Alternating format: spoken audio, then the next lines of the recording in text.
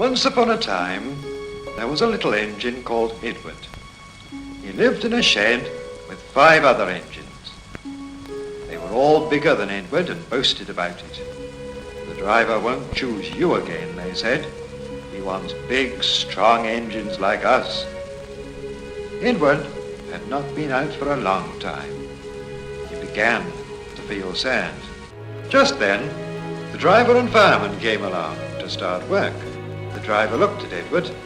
"Why are you sad?" he asked. "Would you like to come out today?" "Yes, please," said Edward. So the fireman lit the fire and made a nice lot of steam. Then the driver pulled the lever and Edward puffed away. He whistled. "Look at me now." The others were very cross at being left behind.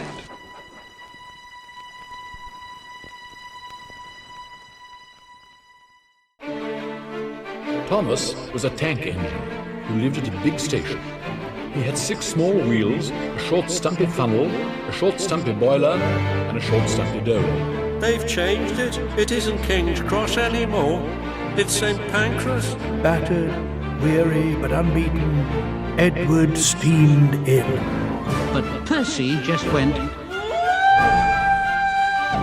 Duke was the oldest.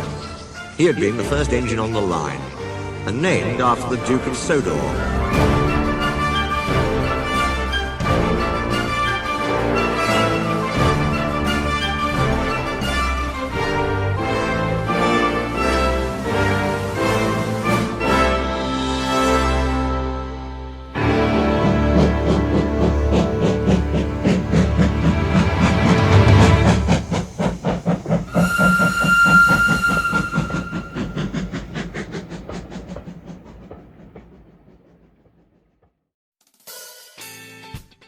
The Railway series. The books we know and love for inspiring Thomas the Tank Engine and friends. 26 books written by Reverend Wilbert Awdry, and another 16 written by his son, Christopher. 42 books in total, not counting the one-offs, with several stories that chronicle the simple but grand adventures of the engines on the island of Sodor. As of this year, the series is now 80 years old, with its first book, The 3 Railway Engines, being published all the way back in 1945. And in recent years, with both YouTubers like The Unlucky Tug documenting the history and maps of the Railway series, on top of the Awdry extravaganza lectures presented by the Tallyclin Railway, we as a fandom are now in a place where we can truly appreciate the scope and incredible effort put into bringing this fictional world of talking engines to life. But one question remains unanswered. How do you introduce these books to a new reader? If you were presented with someone who had never heard of the books in their life, what do you do to introduce them? I know it's probably awkward to think about, as you're essentially trying to get people into reading a series of books about talking trains, primarily meant for kids. But it could be for their own kids, someone they know who has kids, or perhaps they themselves may very well have an interest in these books. We all have our thoughts on which episodes of the show to introduce Thomas to newbies, but what about the books, their stories, their characters, the ever-expanding world of Sodor? That, my friends, is what we're here to discuss. I'm not going to be ranking these books worst to best in general. There's already videos like that out there. I'm talking about ranking the entire 42 book collection for beginners, to find the ideal book to gain a new reader's interest in the Railway series. This is gonna be a first for me, as not only will I be reading the Wilbert Awdry books I haven't read in ages, but I'll be reading the Christopher Awdry books for the very first time. Yeah, I never grew up with Chris's books because they were, and still are to this day, very rare to find. I've seen the stories in adaptations thanks to the likes of YouTubers like Bluebell's 5529, but I've never read the books directly myself. That changes today. This is going to be a very long video, but right now, writing this part of the script before I've made the ranking list, I'm excited to see where this goes. Before we begin though, let's go over the criteria for ranking these books. Number 1, how easy of a read are the stories? The best book for beginners isn't necessarily what you would consider to be the overall best of the series, because a lot of these books, while they have character-defining moments and significant world-building, may only hit as hard as they do if you read the ones preceding it first. Without that, they may feel empty or even slightly confusing to read on their own, wondering things like, who is this character? What's that place? Why are there suddenly 2 railways on Sodor and why is one of them so small? So we'll be looking for which books are the easiest to pick up, with stories that require little to no prior knowledge of the series. Number 2. How effectively do they show off these characters? These are characters who the audience are meeting for the very first time. Whether it's spending the entire time following one character or multiple characters in each story, how well do we get to know them throughout the course of the book? It could be that we see one go on a complete character journey, or it's an ensemble cast, each with a moment in the spotlight. In the end, they'll be judged on how well we understand these characters, and how much we are encouraged to read other books to see more of them. Number 3. Is there any significant world building? The Railway series loves to introduce new locations and lore to the world these characters live in. Some of the books towards the beginning of the run may seem the simplest to pick up, but they lack the impactful world building elements because plans were obviously very vague at the start. Wilbert didn't know how far these books would go. Therefore, we'll be considering how well we know the island of Sodor itself and how much we want to see more of it in other books. Kind of like the rule we're imposing on the characters. And finally, number 4, how memorable are the stories? On the flip side, some of these books may not introduce anything that important to the fictional universe or lack context without prior knowledge, but their stories are just so fun and striking on the first read that they can't be overlooked. If it's fun enough that the reader wants to keep reading, then it's done a good job in my eyes. It's also worth noting that everything stated in this ranking is just my opinion, so expect a bit of personal bias to get in the way with certain rankings on the list. And again, this is not a general worst to best ranking video. If a book that you love ranks low or vice versa, that's absolutely fine. This is a ranking video for a very different purpose, and for a little fun. Are we good? Okay, let's do this. Number 42. New Little Engine. Is it any surprise that what is undoubtedly the worst book of the series is also the worst for beginners? The narrow gauge engine books are admittedly a very shaky place to start with, because your reader has to already know going in that the Skarloey Railway is separate to the one Thomas and the bigger engines run on. So starting with New Little Engine is not only a bit jarring, but the book itself is just so bland. Like with a lot of Chris's later books, we get a bunch of stories where things happen that don't really show off the characters' distinctive personalities. Rheneas loses traction because of weed killer on the tracks, Sir Handel tries to play a trick on Peter Sam by sulking in his shed, Peter Sam takes on dirty water in Wales, and Skarloey has an encounter with a pig. Right. All are very uneventful stories that are supposed to build up to the railway's newly built engine, Ivo Hugh, but they barely mention him until the last story. Even then, he's not shown until the last few pages, and he doesn't speak. Oh, and Fred the Diesel is there, but you never see him in an illustration. I mean, I guess because Peter Sam visits the Talyllyn Railway, it lets the audience know that these stories take place in the real world and are based around real working engines, so it has that going for it. But the events that play out in the book are just so one and done that you're not really encouraged to read other books. You don't feel like you know them as characters on their railway, honestly. I wish I had more to say, but New Little Engine really is that forgettable. Definitely the least suitable for beginners. Number 41. Great Little Engines. Same issue about needing to be aware of the difference between narrow gauge and big engine railways going in, but unlike New Little Engine, there is an inspired idea behind it, focusing on when Sir Handel went to Wales and met a prince and princess. This is based on when Princess Diana and Prince Charles visited the Talyllyn Railway in the 80s, and they dressed up their engine, Sir Hayden, as Sir Handel. Famously, his face got damaged by a low-hanging branch and the crew bandaged it up, played into the story as if the real Sir Handel hit a tree and got an eye patch on his face. Only issue is that if you don't know this trivia going in, the story itself is fine. Like, it's just about Sir Handel hitting a tree branch, and it has Duke rambling about the thin and fat clergyman finding him, something that won't make any sense to a newbie reading this for the first time. And even then, this isn't the entire focus of Great Little Engines. We have yet another assortment of random stories that have nothing to do with anything. Sir Handel becomes cocky about his upcoming trip to Wales. I guess that ties that into the last story. And he leaves his guard behind, a story done way better in other books. Peter Sam gets stuck in a pile of fallen brambles on the tracks and is cut free by the passengers because they all have knives? While he tried to clear what he could, the driver went to ask the guard if he had a knife.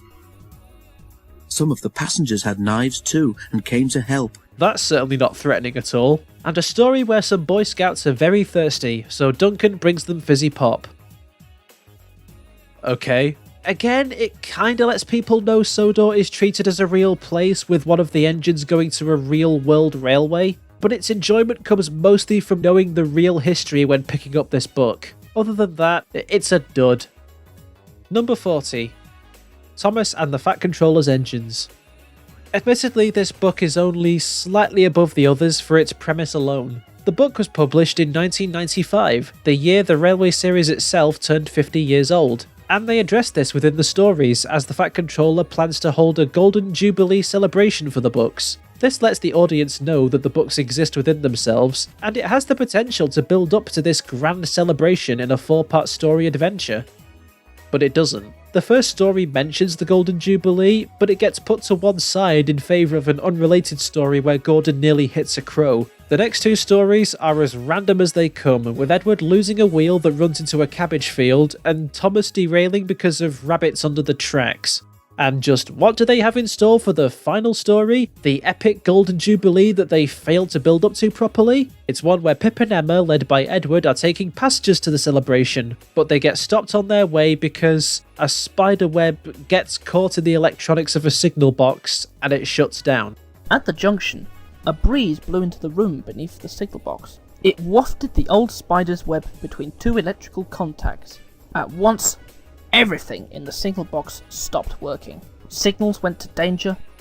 Points could not be moved. Which they solve in less than a page's length and everything turns out fine. There's no lasting tension, no consequences, no lessons learned, nothing. By the end of the book, you know about the engines in name only because they don't do anything substantial for you to get to know them as characters. Not anything that makes you want to see more of them in other books. The only noteworthy thing is that they reference the book series within their own stories, but it's something so common to the Railway series that is done in books way better than this. Also, there's this random bit of railway history they drop when Gordon's fireman references a similar incident of an engine striking a bird on the Great Western Railway in 1915. They also reference the Queen's visit in another book, which I suppose could encourage the readers to look for that story? And while it is cool knowing that the royal visitor who gives the speech at the end is Prince Charles, I feel like casual readers would only know that if they already looked up trivia facts on the wiki or something. Not the worst of the series to start off with,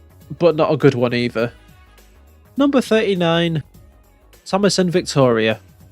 Originally, I had this book slightly higher on the list. The concept of an old coach being discovered and restored for Thomas's branch line is a sweet one. It's also rather unique to other books that introduce new rolling stock characters by giving Victoria some real-world backstory. She used to work on the Furness railway line that ran by Lake Windermere, told with a flashback story about her getting stuck in the snow with a second coach named Helena and their engine named Albert, simultaneously giving us Edward's backstory as he used to run on the Furness railway too. The problem with this book when reading it for the first time is basically everything else. This is the second to last book of the Railway series, and therefore Victoria's introduction carries very little lasting impact because the readers will never see her in the previous 40 books, nor ever again, because the preceding final book, Thomas and His Friends, doesn't have her appear at all. And aside from the flashback story with Albert, every other story is once again so forgettable. Toby has an incident where he stops suddenly and his coach Henrietta's balcony bends, which we never see in illustration. Nor do we see Victoria herself when Thomas first discovers her in the same story. There's a completely unrelated story with Daisy and Eels, and the final story which has a false title. It's called Toby's Vintage Train, but we mostly follow Edward and Thomas taking Victoria to Toby. Even then it fails at telling the story properly. Get this, the inspector runs up and tells Thomas that Terence the tractor is in trouble. Then it shows the accident where Terence spills some rocks onto the line and he worries about Thomas hitting them. But we know Thomas knows, because the inspector told him. There is absolutely zero tension. It could have easily been fixed by just having Thomas set off down the line and then showing Terence spill the rocks, so there's a sense of, will Thomas be able to stop in time? You know, something. Anything. Yet another example of an inspired concept with next to nothing creative done other than the Albert story. I personally don't see many new readers wanting to keep going after this one. Number 38. James and the Diesel Engines. This book was a tricky one to rank because, on the one hand, you get a decent idea of who engines like James and Henry are. There's a real-life engine mentioned with King James I.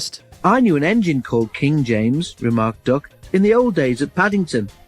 King James I, he was. Plus a bit of history with mentioning Gordon's brothers and the Scottish twins' old line. It even mentions in the foreword having a multi-part story with James getting over his disliking of diesels. On paper, this sounds like a solid book to start with. On paper, not in execution. It starts off promising with Old Stuck Up, a story where a visiting diesel makes rude comments about the engines and then accidentally crashes through the shed, followed by the next story where James says something bad about diesels and then embarrasses himself by accidentally knocking over a signal. Then all this momentum just flies out the window with the third story being about Henry breaking his tender coupling and setting the rails on fire. The only thing James does is tease him about it. Finally, the closing story has James breaking down and a random diesel with no name and a face hidden from view rescues him and wins James over in one page. The diesel was friendly. James was quiet at first, but by the time they reached the works, the diesel had won him over and the two of them were chatting like old friends. Just like that. This book isn't a bad starting place because it has references we don't understand yet. It's a bad starting place because it fails to tell a well-structured story, full stop. On top of the stories themselves being very overly verbose in one or two instances, and a lingering unanswered question regarding the engine's tenders. The story Deep Freeze has a line where James shivers from the cold water going into his tender. James shivered as the icy water cascaded into his tender. So the engines can feel what happens to their tenders. And in the same book, the story Fire Engine is about Henry getting separated from his tender. Can he still feel what happens to it? Or is it like ripping someone's arm off? And that just opens a floodgate of several unanswerable questions when you just got started reading. The only reason it isn't at the bottom is because I'd rather have a good story done averagely than a good idea with nothing interesting done. Number 37. Thomas and His Friends. Well, duh, the last book is not the best place to start, isn't it? It's like starting Lord of the Rings with Return of the King, or Harry Potter with Deathly Hallows. You just don't do it. Even so, compared to those below it on the list, Thomas and His Friends isn't that bad of a starting place, but I wouldn't really call it good either. The first story has the Fat Controller retiring Gordon from the Express in favour of Pip and Emma, two high-speed diesels. It's a very mature moment where he never directly says he's retiring Gordon, he simply talks about how convenient it would be to have Pip and Emma pull the train, and the more he talks, Gordon slowly understands and accepts the change. Then the story changes halfway and focuses instead on Thomas rescuing a swan. Right. Then the next story is Donald bashing into some buffers, they get mended, and then Douglas bashes into them again. Why is this in the final book again? They don't even have their Scottish dialect. The third story is pretty good, where Gordon, in his life of pulling local trains instead of the express, helps with putting a fire out using water from his tank. Something that does play into the first story where he is replaced by diesels. Now he gets to show the advantages of being a steam engine. It's nice. And the final story is quite a mixed bag. It's almost one-to-one the finale of Thomas and the Fat Controller's engines, to a point where the illustrations are exactly the same angles, only instead of a faulty signal box, it's about Henry's tunnel which collapses and blocks the line. Side note, the way in which they portray Percy being dumb gets a bit much. They did it once on the first page, asking the Fat Controller what auspicious means. Then later, the Fat Controller explains to James that a bust of the Thin Clergyman is a statue waiting for him on the other railway. The crate with the Thin Clergyman statue has arrived on the other railway.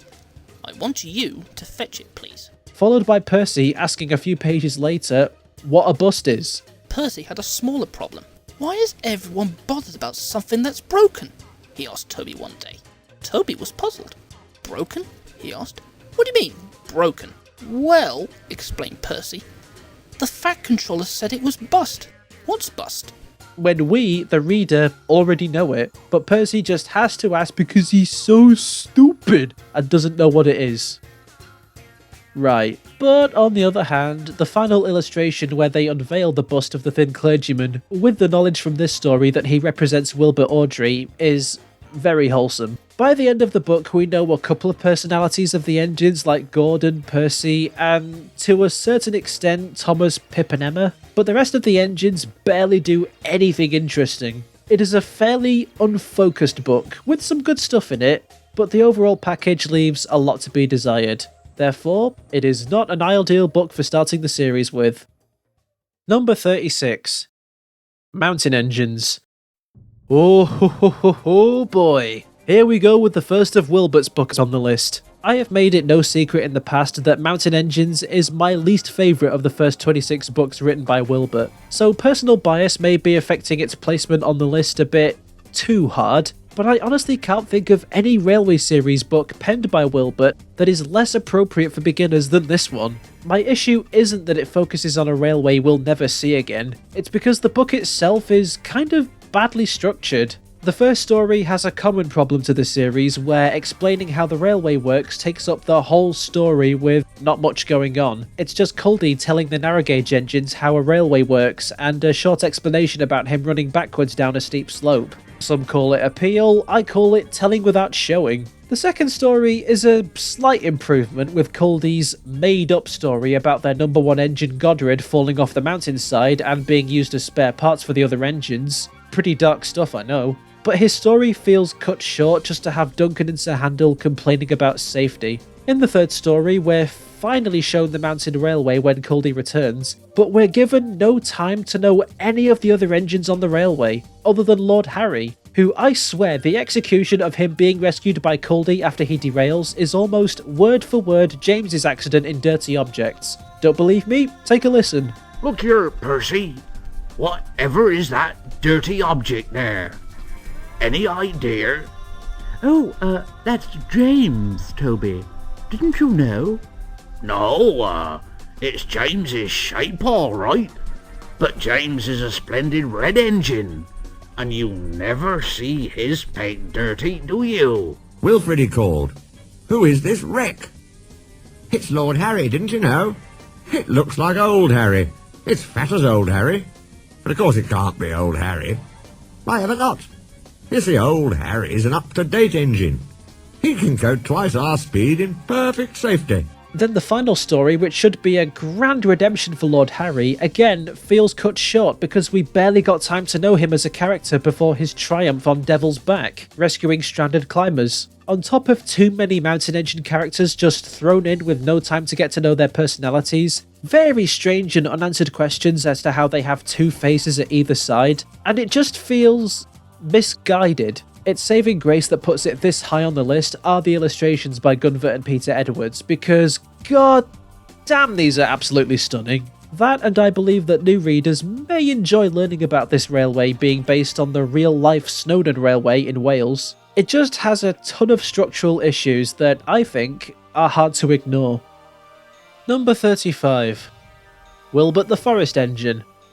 So the premise of this book is very wholesome. It's about the real-life engine named after Wilbert Awdry himself coming to work on Sodor. It's so cool that Christopher made the engine named after his father an actual character in the series, and its ties to the Dean Forest Railway in Gloucestershire, again, letting the reader know straight away that these stories take place in the real world. Unfortunately, whether you do or do not know about the significance of Wilbert's name going into this book, the book itself is just there. In the time he spends mostly on Thomas's branch line, because it's Thomas, of course it's on his line, we don't really get to know Wilbert as a character. His first story about the Fat Controller going to visit him at the Dean Forest Railway gets shafted into, you guessed it, a sort of unrelated story about Percy getting covered in porridge. I say sort of because him needing to go to the works leads to him meeting Wilbert, though I don't know why Percy needs to go because all he did was get porridge on him. There's also a later story where Wilbert accidentally fills his tank with milk from what he and his driver thought was a water tank.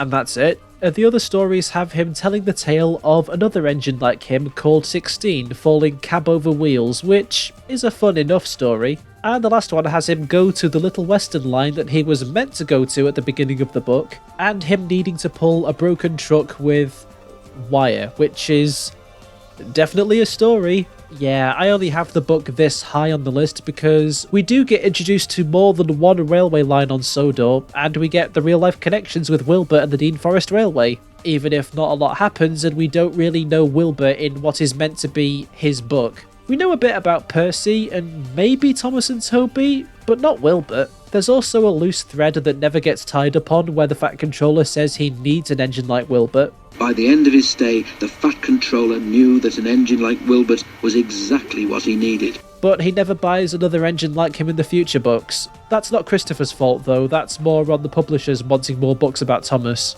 A notable instance where you can tell Chris had plans for other characters in the series, but was nagged by the publishers to write more Thomas books because he was the most marketable. The book is fine, nothing less and nothing more. Number 34. James the Red Engine. If you're a long-time fan, you'll know going into this one that it was Wilbert Awdry's least favourite book to write because he was rushed to meet a deadline. Having that thought lingering over your head can sort of sour your thoughts as you read it, but if you are a new reader going into this completely blind, James the Red Engine isn't a bad book for you to start on, but it's very wonky. This was the first book, officially, to be illustrated by Clarence Reginald Dalby, and what a rough beginning it was. The scaling of the engines changes constantly from page to page. There's this goof of Thomas's number 1 missing on his side. He reuses a lot of the same angles across multiple illustrations, so he was definitely rushed like Wilbert was. And sometimes the faces don't seem to match what's going on in the story. Like this one, where it talks about Gordon and James starting to get on as friends, but Gordon looks angry. We do see some of Sodor's significant locations like Tidmouth Station, Gordon's Hill on multiple occasions, and Thomas's branch line, the latter being stated rather than shown.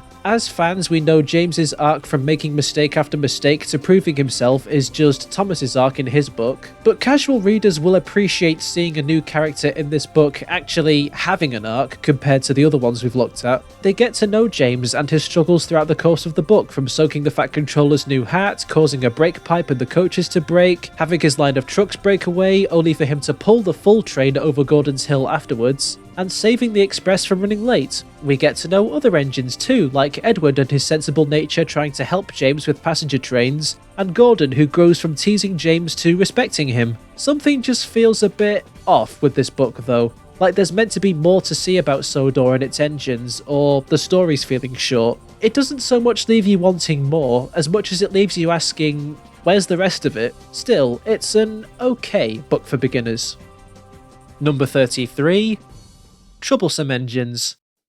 I have a middling history with this book. It's not one I often go back to, and whenever I do, I always feel like it's better or worse than what I remembered. Upon reading it for this video, I think it's slightly worse than I thought it'd be for beginners, but it's not awful. Troublesome Engines is a book that, to me, almost feels like filler. An empty period of post-early days of the Railway series, but before things start to really take off from the next book onward. In this book, Henry was famously painted back into his green livery, having been painted blue like most of the other engines for the last 3 books in a row. But new readers won't know that, so the story just talking about Henry's new paint colour on the first page will just be irrelevant to them. We also get introduced to Percy, a mainstay of the series to be sure, but even in his one solo story in the book, he feels a bit too similar to Thomas. Speaking of that last story, and this is definitely my TV series bias creeping in a bit, While Percy Runs Away is a neat little runaway story,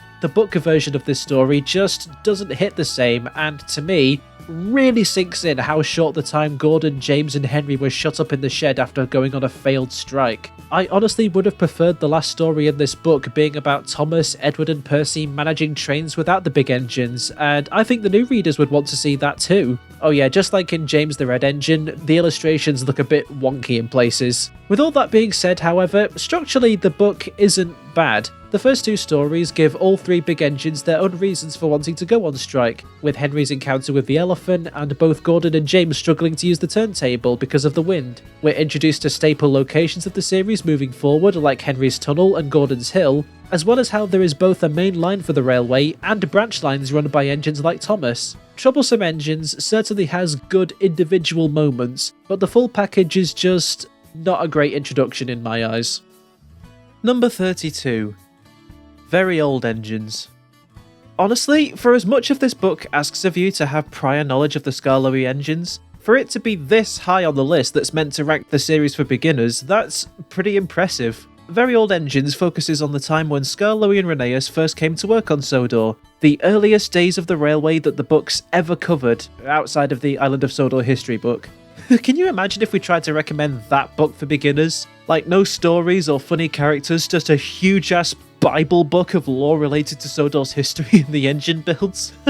Back on topic, Very Old Engines once again has the issue of needing to know the Skarloey Railway is separate to the big engine railway going in, and without reading the prior narrow gauge engine books beforehand, it can feel a bit overwhelming. So much that you learn about Skarloey's past life of being young, rude and bashful, a stark contrast to the engine he is today, just won't feel the same without already getting to know him as the wise old engine we see in the previous books. The same applies to Peter Sam foreshadowing Duke the Lost Engine in the final story, celebrating Skarloey and Rheneas' 100th birthday. To a new reader, it'll just go completely over their head. That being said though, the stories they have to tell are still good. It gets off to a bit of a shaky start with the first story, just having Skarloey arrive and refuse to shunt trucks, but it picks up slightly from the second story onwards where he accidentally knocks someone off his footplate while pulling a train, and in the third story where he gets stuck in the mud and a rather reluctant Rheneas has to come and help him, as we also get to see them become friends for the first time. It definitely works better as a continuous story rather than 4 solo stories, and I mean that as a positive thing. It also helps that the illustrations are not only very pretty, but also have a few extra details. The old engine, Neil, that helps Skarloey off his ship starts out as the biggest engine on the page, only to slowly fade into the background the more the book goes on. Almost like he's a distant but pleasant memory to Skarloey. Second of all is seeing how people dressed in Skarloey and Rheneas' early days, and then seeing people in present day dressing up in those clothes for their 100th birthday celebrations, standing around people dressed in present day clothing, for the 60s at least, to really let it hit home how much time has passed for these two engines. Even with everything going against it with lacking context, it still manages to be an alright starting point. Number 31. Thomas and the Twins. I told you this video was going to get reaction out of people, because only in a list like this one would you see Very Old Engines placed below Thomas and the Twins.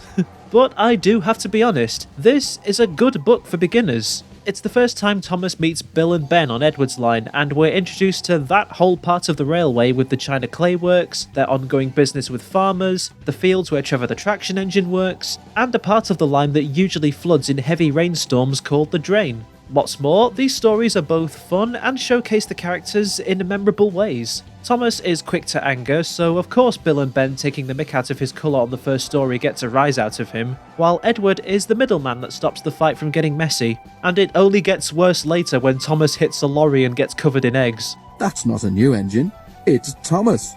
But it's our colour, Ben, and Thomas doesn't think our colour is proper for an engine. They heard a grinding noise. "Are your joints stiff, Bill?" asked Ben. But it wasn't Bill's joints. It was Thomas, gnashing his teeth. Then the second story, where some photographers come to take pictures of the engines, we see that while the twins can be childish, they're reliable engines who put important jobs before themselves. As they leave the photographers they waited for days to meet in order to help pull a ship back into the water. And the final story, where Thomas rescues Ben from the flooded track, he and Bill agree to never tease Thomas again, concluding their story arc that sort of carried across the book. The reader will have gone on a bit of a journey with these characters, and so I believe would be encouraged to read the other books. Honestly, the one thing that holds this book just below the top 30 is the very nothing third story, Trevor Helps Out. A story where Trevor needs a new boiler, but his owner can't afford it. He alerts Edward of his truck's derailing, and the Fat Controller rewards him with going to be repaired. That's it. Not helping is that Chris repeats himself in the same story. He explains that Edward's trucks have a sort of tent-like hood over them for carrying china clay. When Edward passed later that morning, he was pulling trucks with a sort of tent over them. These were specially for carrying china clay. The men called them hoods. Then, literally in the next sentence, he has Thomas ask what hoods are, and Bill and Ben explain exactly the same thing. Why hoods? Thomas had asked Bill and Ben. The hoods are those things like tents, explained Bill. Why did they need to say that? We know this already. Overall, a good book to introduce us to Edward's branch line, Thomas, Bill and Ben, while also kind of leaving you wanting to see the stories about characters like Edward himself, or any of the engines on Thomas's branch line we briefly saw at the beginning. It's just good. Number 30. Thomas Comes Home. So right away, the title of this book doesn't really work without knowing about the previous book, Thomas and the Great Railway Show, as the stories in this book are about what happened on his branch line while he was away in York. You also have some casual mentions of the time Thomas got stuck in the snow in a previous book, as well as Percy having to run through a flooded track, and the time Thomas went fishing for water from the river. There's definitely a bit of confusion heading into this one, but it's still a bit beginner friendly. You get to know the other engines on Thomas's branch line besides, you know, the guy whose face is plastered all over the series. The reader gets to see some adventures of the supporting cast before the main character takes over, so to speak. There's one where Daisy gets stuck in the snow, starting off quite silly at first, but slowly becomes more serious with Harold the helicopter needing to rescue her stranded passengers. Percy nearly falls into the river when he crosses a collapsing bridge. Toby pulls a mega train while working at the harbour and reminiscing to the old days before he came to Sodor. It's a casual reference to his past, so I think that's fine for new readers. Plus, it's a fun story to balance things out from the two serious ones in a row before it. Then we finally wrap things up with a neat little story about Daisy and George the Steamroller of all characters, but it does mean that Thomas's return feels a bit rushed. But then we knew he was coming back from the title, so I guess it doesn't matter? I don't know. I thought I'd have more to say about this book, but I'm blanking on the words. It's a good beginner's pick, but not the best. Number 29. Henry and the Express. Admittedly, my bias of Henry being my favourite character definitely contributed to this book being as high as it is on the list, because at a glance, this book is definitely quite confusing for the new reader, referencing both Henry saving 2 trains at once in enterprising engines. I pulled 2 trains and a failed diesel once, and the fat controller said I was an enterprising engine. And his visit to Crewe to be fixed. What you need, Henry, the fat controller told him, is an overhaul. Yes, sir, agreed Henry. Does that mean I've got to go away to Crewe again, sir? To your average newcomer, it will make them feel like they missed a book or two. But the stories this book has to offer are both pretty solid and showcase the fun duo of Henry and James. In the second story, Henry is the one embarrassed when his tyre breaks on his way to be overhauled with James and the Express, while James is the one making fun of him for it. Then in the third story, while Henry is away, James is now the one embarrassed when a forklift drops a crate of fish in front of him and the oily scales make the rails slippery so he can't move. They are just as unfortunate as each other, and it's great. Henry in general is just so unfortunate throughout this book, and honestly, from the first story of him bragging about pulling the Express so well, only to get ill from using new coal that has too much soot, he kinda has it coming. I also like that it's Donald and Douglas who put Henry in his place, and not a more common engine like Gordon or James. 1, because we already see James in later stories, and 2, because it lets the reader get to know other engines on the island. It all culminates in the final story where Henry is brought out of the works early in a red undercoat to help with the Express. But he doesn't let this undignified look stop him from doing the best he can. It's basically the equivalent of somebody being dragged into work in their underpants. Once you picture it, you'll never be able to unsee it. Henry and the Express is a solid time for new readers, if a tad confusing with the 1 or 2 references to other books they don't understand yet. Number 28. Mainline Engines. The naming of this book, as described in the foreword, is pretty funny. Saying that Wilbert, the author, thought he'd be generous and give new characters like Bill and Ben a story, only for them to sneak their way into other stories and even asked him to change the book name to be about them. So when the book is called Mainline Engines but introduces characters that are primarily on Edward's branch line, you as a reader laugh because you know the reason why. If that isn't a great way to introduce new characters but sticking to an unrelated title, I don't know what is. That aside, this is a pretty good book for beginning the series with. We get to see both Edward's line and Sodor's main line along with its main station Tidmouth. going as far as having a story dedicated to distinguishing the differences between branch lines and main lines when Edward and Gordon get sent down the wrong ones. To once again mention the introduction of Bill and Ben, they represent the child reading this book with their parents. They will no doubt stand out to the child reading this book with their parents. The way in which they misspell words like diseasel and believe they will be magicked away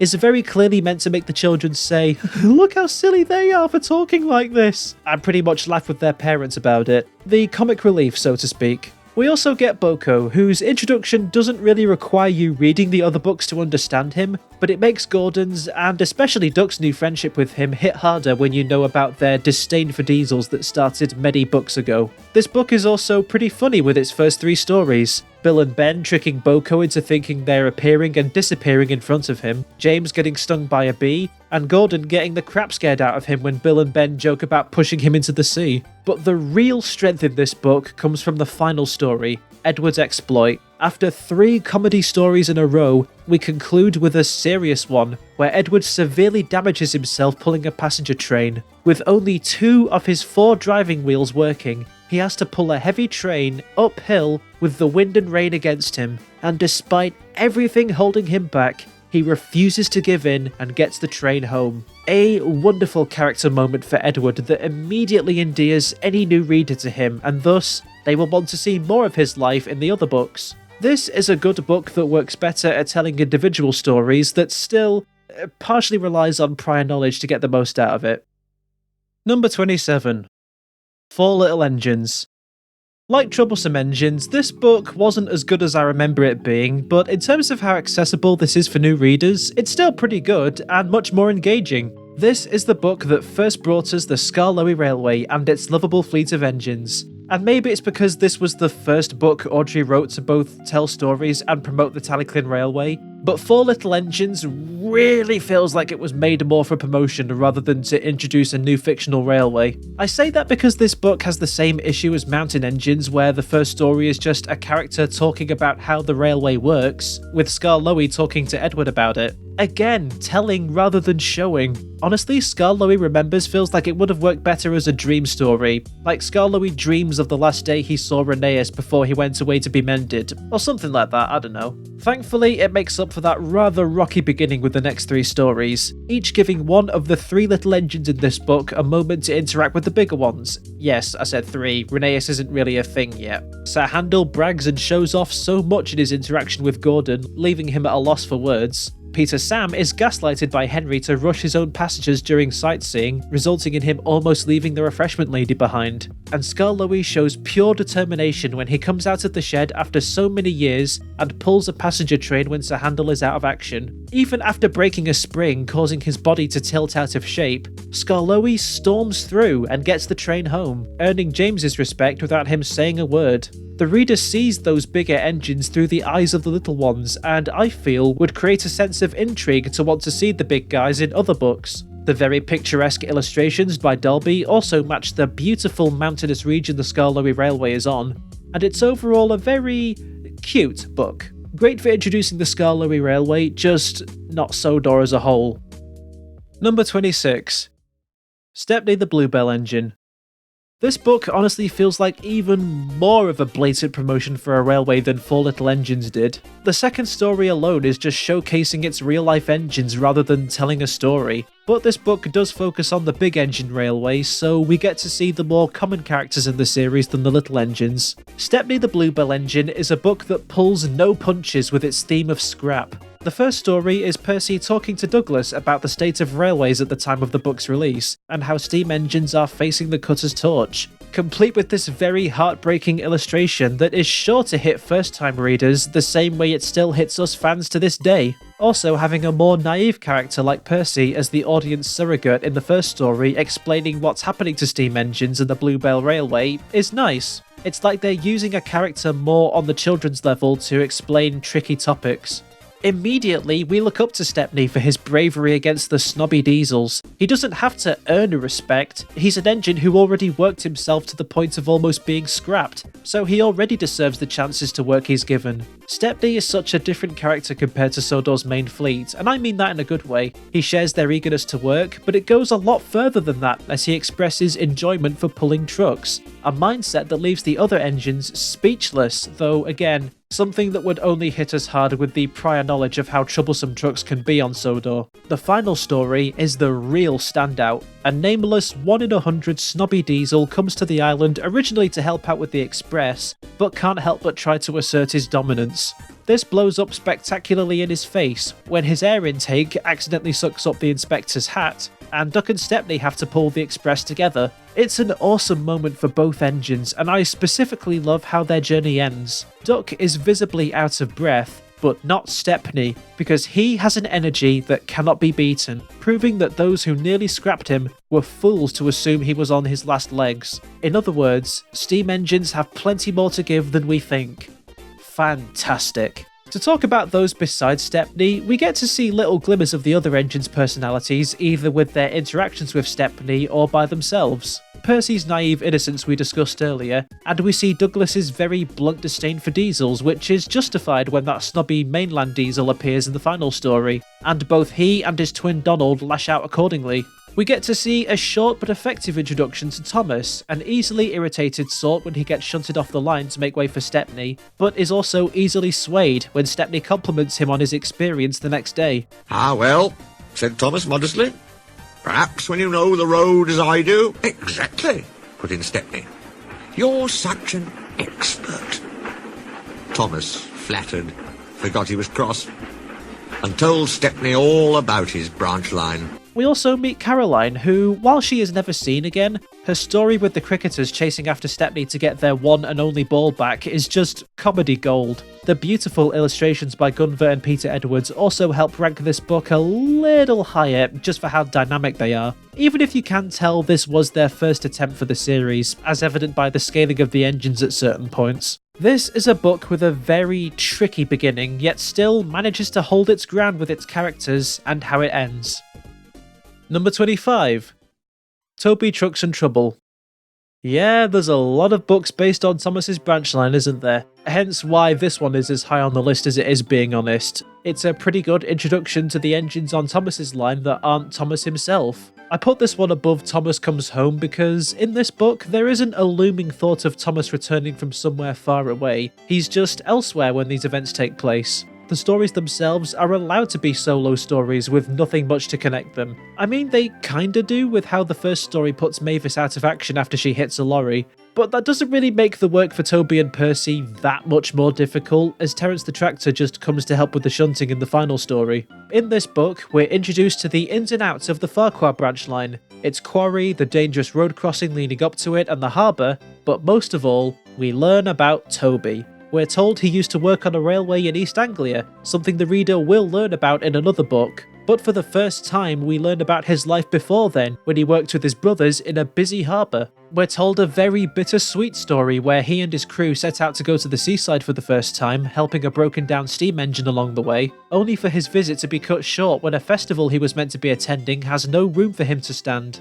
It's a backstory that doesn't really play into any of the book stories, but it's still so rich.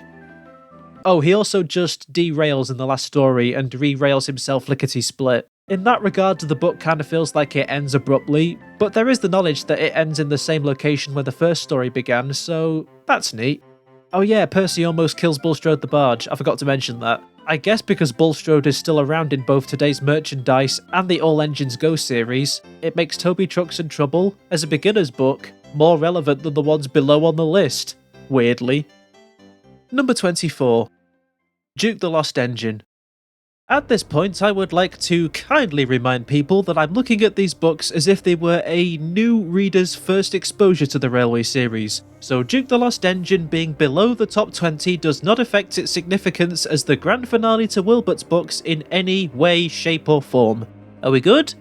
Good. This is a very heavy book that starts off simple but gets heavier and heavier and heavier the more you read it. That simple start goes as far as the opening words being "once upon a time," a very effective starting phrase for new readers despite being the 25th volume in a long-running series. This book immediately establishes the dynamic between Duke, Falcon and Stuart. Duke as the wise old sage and parental figure to the loud-mouthed but well-meaning youngsters of Stuart and Falcon, as well as the very mature tone with the rather grim fate that befell their number 2 engine when he misbehaved, that shortly leads into depressing when their old line closes down and Duke is left behind in the sheds when his friends get auctioned off to the Skarloey Railway. The reader is sympathetic for this new character's fate, and the story almost ends where it needs to, but then there's a rather weird fourth wall break with the narrator telling us how Stuart and Falcon became Peter, Sam and Sir Handel respectively, while heavily calling back to Skarloey and Rheneas' 100th birthday in very old engines. Have you guessed about Stuart and Falcon? Yes, you're right. They came to the Thin Controllers Railway. He gave them new coats and new names. Stuart became Peter Sam, and Falcon, Sir Handel. To a newcomer, this creates a bit of a whiplash, and it's something that sort of seeps its way into the beginning of the next story when the birthday is mentioned again. Ever since Skarloey and Rheneas had their 100th birthday, Peter Sam had been worried. He kept on saying that the real Duke never came. That combined with this illustration in the final story where Duke is rescued, seeing both small railway, narrow gauge railway and mainline railway engines all together, this book is definitely meant for after reading the others first. It isn't completely alienating for new audiences, however, as the second and third stories do a great job in making Duke a layered character that you really care for by the end. He cares for the younger engines on his old line to a point where if they are ever in danger, like when Falcon nearly falls off a cliff, even if it was because they were being careless and ignoring Duke's advice, he will not budge until they are safe and sound. He's also not afraid to play jokes on the other engines despite being serious most of the time, putting Stuart in his place after he tried to one-up Duke for being old and wheezing all day. He may be old and authoritative, but he means a lot to Peter, Sam and Sir Handel. So when the thin and fat clergymen discover him in the final story, hilariously by accident of course, it's all the sweeter to see him reunite with his longtime friends. There's also a very nice meta joke with how the thin clergyman promises to include the small railway engines in his book during their search for Duke if they promise to behave. It also goes without saying that this is the best book illustrated by Gunvor and Peter Edwards. The colours are so vibrant, the mountainous region of the Mid-Sodor Railway is so breathtaking, and I particularly love how this one shows the passage of time when Duke is left in the shed. It was only when I reread this book last year for this list that I had it pointed out to me that these two illustrations are painted from the same angle. The man walking his dog standing on what used to be the station platform, and the sheds themselves completely hidden from view beneath the trees and bushes that have grown around what used to be the main sheds. So powerful. While a bit too heavy for newcomers in many places, Duke the Lost Engine is still a damn fine book in how it introduces a wonderful new character and is a sweet, if somewhat jarring adventure of old friends being lost and reunited. Number 23. More about Thomas the Tank Engine. Man, the whiplash of going from Wilbert's intended finale to his books to one of Chris's least favourite books is baffling, isn't it? This book is not remembered so fondly by Chris, as he says he was rushed to meet a deadline. This deadline came from the TV series having little to no Thomas-centric stories left to adapt from the books when it came to making Series 2 in 1986, as they already did most of them in Series 1. So, show creator Britt Allcroft asked Chris to write another book with Thomas as the main focus in the 4 stories. Thus, the book with the most unimaginative title of the Railway series was born, More About Thomas the Tank Engine. Thomas, Percy and the Coal, The Runaway, and Better Late Than Never were each adapted into episodes for the second series of Thomas the Tank Engine and Friends, a series that aired just 2 days after the book was published, believe it or not. Approaching this book with a new reader's mindset who would have no clue that these stories were written for that purpose, this is, surprisingly, a great book to start off the series with. The stories, despite not being connected much, are still pretty fun ones. Like Thomas and Percy getting into a fight over coal, and Thomas becoming a runaway train that gets rescued by an inspector flying in Harold. for what is a rather intense chase story. Better Late Than Never doesn't have much going on, but we get to see Bertie the bus and the fun banter between him and Thomas. We're mostly on his branch line as expected, but we get a glimpse of the main line in Better Late Than Never and its corresponding engines like Henry and James. We even get to see Duck for a little while in The Runaway, but the strength of this book comes from the dynamic of Thomas, Percy and Toby. Thomas is the egotist who is easily offended when he thinks Percy dirties his smart blue paint on purpose in the first story, and Percy is the guy who will happily laugh at other people's misfortunes, but he is also a very unfortunate guy who gets roped right into it, being blamed for causing Thomas's accident and later making a fool of himself with Cole. If you want a visual representation of their dynamic in this book, this is it.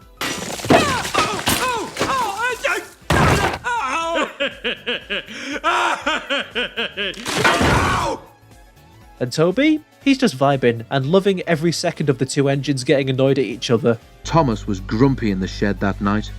Toby thought it was a great joke. Thomas and Percy's falling out actually spans across the whole book, as they only make amends in the final story after Thomas calls Percy a drip before puncturing a hole in his water tank the next day, needing to be rescued by Percy. It isn't that big of a story arc, and the outdated use of the slang drip certainly dates the book, something even Chris agrees with.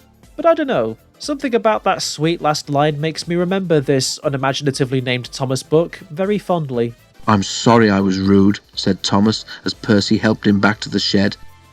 "That tank of mine turned me into a bigger drip than we expected, didn't it? Can we be friends again, please?" Percy was delighted to agree. Jesus. Number 22. The Twin Engines. This is a pretty funny book, throwing you right into the chaos of having the engines rushed off their wheels, running too many trains, leading to back and forth arguing with each other. I remember on the Great Western, that tin pot railway. Tin pot indeed, let me tell you. And the chaos only continues when the Fat Controller orders a new engine from Scotland, only to be surprised when two identical engines show up on his doorstep. Donald being the engine he ordered, and Douglas being the stowaway, with no way to determine who is who because they somehow lost their numbers. "I hear you've lost your numbers," he said. "How did that happen?" "Me mourner slyly slip it off, sir. You ken how it is." Hello Twins is admittedly more of a setup than a story, but I like how it immediately sets the comical tone for the entire book. Donald and Douglas's fiery personalities are on full display here as they go through mishap after mishap, losing Thomas's special coach, breaking a signal box, and then demolishing a spiteful brake van. The first death of the series, which will definitely stick with readers. Things just never seem to go right on their first days on Sodor, and they're always at the sticky end of it. I also admire how, despite the humorous tone throughout the twin engines, their situation gets more and more serious. The more they mess up, the more the Fat Controller goes back and forth on which engine he'll send back to their old railway, which if they do, they believe they will be scrapped. The twins were glum. "He'll send us back for sure," they said. And it's not like a misunderstanding, like Donald and Douglas are being blamed for something they didn't do. They're just very misfortunate and have accidents at the worst possible times. They finally find something they can do better than the rest, and that's clearing the snow on the tracks, which leads to them rescuing Henry, but by this point, they're already in the Fat Controller's bad books and fear the worst will happen to them. So the other engines take a stand and come together to find a way to save them from what they think will be the Cutter's torch. I adore that this is how they chose to end the book. It's in stark contrast to when they were all at each other's throats at the beginning, as they are now a unity, forming a deputation to talk with the Fat Controller about keeping both twins on Sodor. So when things work out and the twins are promised to have new coats of paint and their names painted on them, it's an incredibly sweet realization that Donald and Douglas are here to stay. Honestly, what keeps this book out of the top 20 is the second story, The Missing Coach, and every fan watching this video will know what I mean. So Gordon's Express train, called the Wild Nor'Wester for the first time in the series by the way, has a special coach that Thomas couples to Annie and Clarabelle to take along his branch line. Douglas is in charge of shunting the coaches away, and while worrying about being found out by the Fat Controller, accidentally shunts away the special coach. The passengers are angry, and Douglas panics about getting into trouble for this, so His driver suggests swapping tenders and for Douglas to pretend to be Donald. Why do they need to swap tenders to do this? Why not just have Douglas take Donald's goods train and then Donald waits in the yard as the innocent bystander who didn't make the mistake with the coach? Of course the Fat Controller found them out. Their plan makes no sense. This story is such a bad pick for beginners because even years after this story's release, we as fans still don't know what the hell happened in it. In spite of that though, The Twin Engines is still really good at balancing humour with seriousness and heart. The beautiful illustrations by John Kenny are also a standout. Like, they hit you as soon as you open the first page with this magnificent illustration of the big station. Such a wonderful starting point. The Twin Engines is a flawed but great book for beginners. Number 21. Jock the New Engine. Now, this is a book I'm sure nobody expected to be as high on the list as it is. I am aware this book gets a couple of things wrong, like how Bert is mistaken to be the youngest of the three steam engines when he's supposed to be much older, and how the small engines have radios to talk to Control in a year where they wouldn't be a thing on the real-life Ravenglass and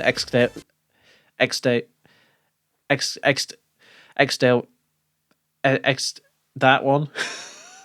In a year where they wouldn't be a thing on the real-life Ravenglass and Exdale Railway. But honestly, it wasn't until I read both this book and Small Railway Engines for this list that I realised just how much I love the railway and its characters. Rex, Mike and Bert are hard-working engines, but also don't take their own railway too seriously, neither do the people running it, such as Bert breaking a coupling on one of his coaches and the crew mend it with just a bit of glue, or how Rex breaks down en route with a passenger train that obviously isn't as serious as a mainline train breaking down, so the people on the radio can have a chuckle about it. "We'll get you out somehow," said Control. "Don't go away." "Very funny," muttered Rex.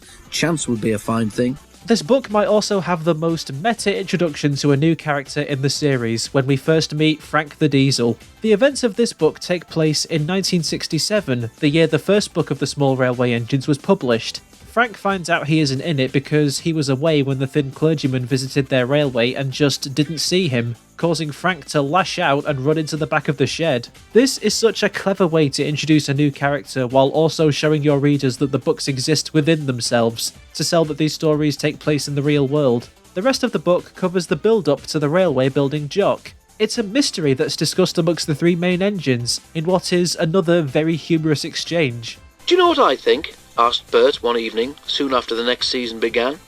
"News to me that you could," said Mike cheekily. "I suppose it would be," retorted Bert, "never having done any thinking yourself." Rex chuckled, and he and Mike waited. "Well, go on," prompted Mike at last. "Aren't you going to impress us with your thoughts after all?" He winked at Rex. "Something," Bert announced after another pause, "is going on in the workshop." "Work?" suggested Rex innocently. These guys, I swear. The third story as a whole isn't so much a story, but instead part one of a part two, with the grand reveal of the new engine and how he gained the name Jock. I get that Douglas gave him the name when his yellow undercoat reminded him of similar engines that used to run on his railway, but there's an illustration goof I cannot unsee where Jock already has his nameplate on him. So either Clive Spong messed up, or Douglas is just pretending he came up with the name himself after just reading it off of Jock's nameplate. I honestly believe that sometimes my genius, it generates gravity. And because his reveal is in the third story, the fourth final story is spent getting to know him. He gets a cocky attitude after helping to pull a lorry's trailer, but he quickly learns sense when he and Mike clash with double-heading a passenger train, learning the value of team effort. I really like that they chose Mike to pair up with Jock in this story, as Mike's irritable nature mixed with Jock's smug confidence makes for a funny final story. "Feeling tired, are you, Mike?" asked Jock at the top station. "You were enjoying yourself," Mike grinned. "I didn't want to spoil your fun." "Ah," said Jock. "I wondered if perhaps I was going too fast for you." "Too fast?" spluttered Mike. "You wait." There's just so much to enjoy with these guys, and you can tell how much fun Chris was having with writing these stories. A railway with fun characters introduces not one but two memorable newbies, while still leaving the new reader wanting more, and perhaps having some interest in the stories about the bigger engines, Duck and Douglas. Another great volume for beginners, and one of my favourites from Chris. Number 20. Enterprising Engines. Kicking off the top 20, we have Another book that's definitely for reading after the others, as getting to see Gordon in this different light compared to previous books, Henry proving his worth after starting the series at the bottom of the ladder, or Douglas saving an engine from scrap the same way he ran away from the same fate years ago, won't hit nearly as hard without, you guessed it, reading the other books first. But Enterprising Engines is still, undoubtedly, a great beginner's pick for its overarching message. Like with Stepney's book, they pull no punches and immediately throw you into a downright heartbreaking reality that diesels have taken over all the other railways and that all but one of Gordon's Doncaster brothers have been scrapped. It may not hold as much relevance in today's day and age, but for our characters, particularly Gordon, this is devastating. He basically finds out almost all of his brothers are dead. In a children's book, no less. It's not all doom and gloom though, as in the same story, he is reunited with one of, if not the most famous steam engine in railway history, the Flying Scotsman, the one brother of Gordon who was saved from scrap, now with 2 tenders because of there being fewer coal and water stops left on England's railways, highlighting that the engines of Sodor are very lucky to still have as much coal and water they need. Something which Henry takes for granted, mistaking having 2 tenders is a way of Flying Scotsman saying, "I'm better than you." Duck and Donald rightfully put him in his place in a jokey way, and having started the story on a very sad note, ends on a happier one with Gordon laughing at Henry's expense, showing that you can find something to laugh about and smile again in the darkest of times.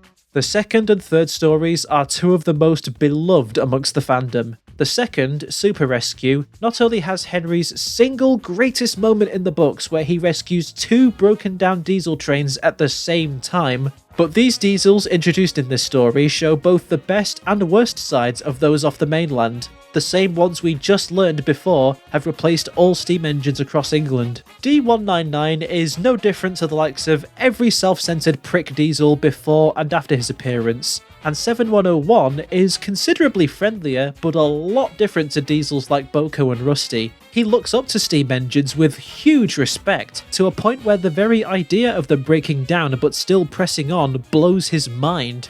"You? Failed?" exclaimed the diesel. "And yet..."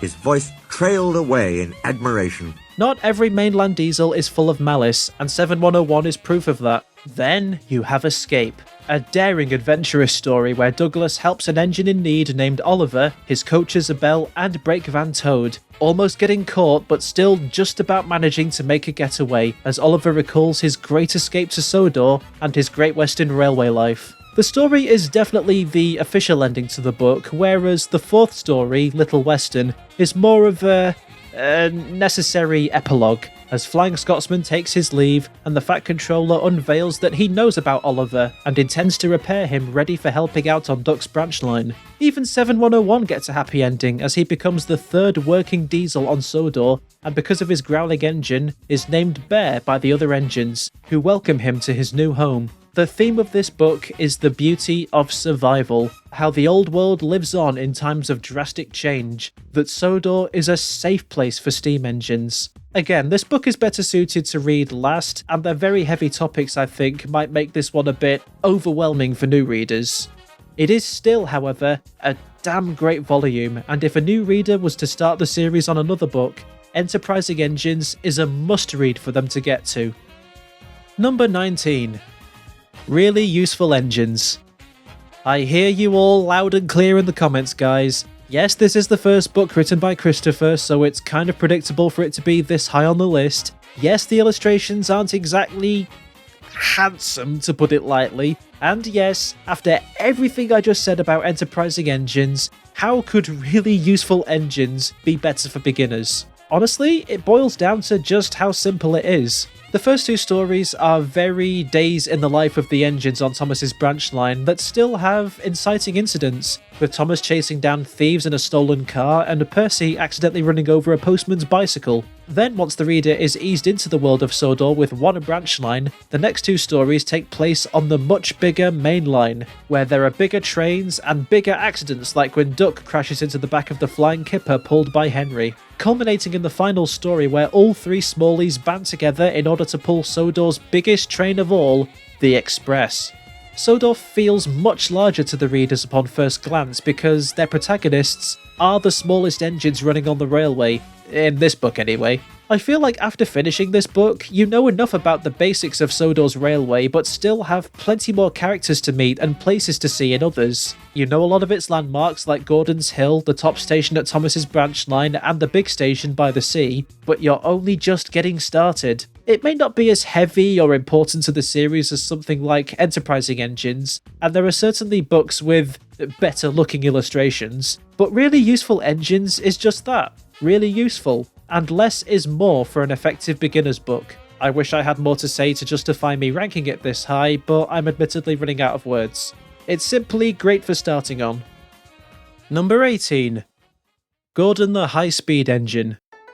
I really like this book because it lets the reader know exactly what they're going to get and that it will not disappoint them in any way. You know where this story arc will go and that it's going to be focused entirely on Gordon. No random one-off stories that focus on an unrelated character, no. This is Gordon's book. The premise is that Gordon overhears about a new thing on British railways called high-speed trains, where two diesels at either end can carry passenger trains at incredible speeds of 120 miles an hour. He takes this personally and brags he can go much faster, only to majorly embarrass himself when his wheels slip on the icy rails outside the station, and for a good 15 minutes, he just spins in place without moving an inch. In the next story, he takes on bad coal and accidentally covers wedding guests in black soot. Not his fault, but it lands him in trouble. Then on his return journey, another cloud of smoke from his train goes over the Fat Controller's new top hat. Again, not Gordon's fault, but it leaves him in the Fat Controller's bad books when he goes away for a week. Gordon is now incredibly sympathetic to the reader.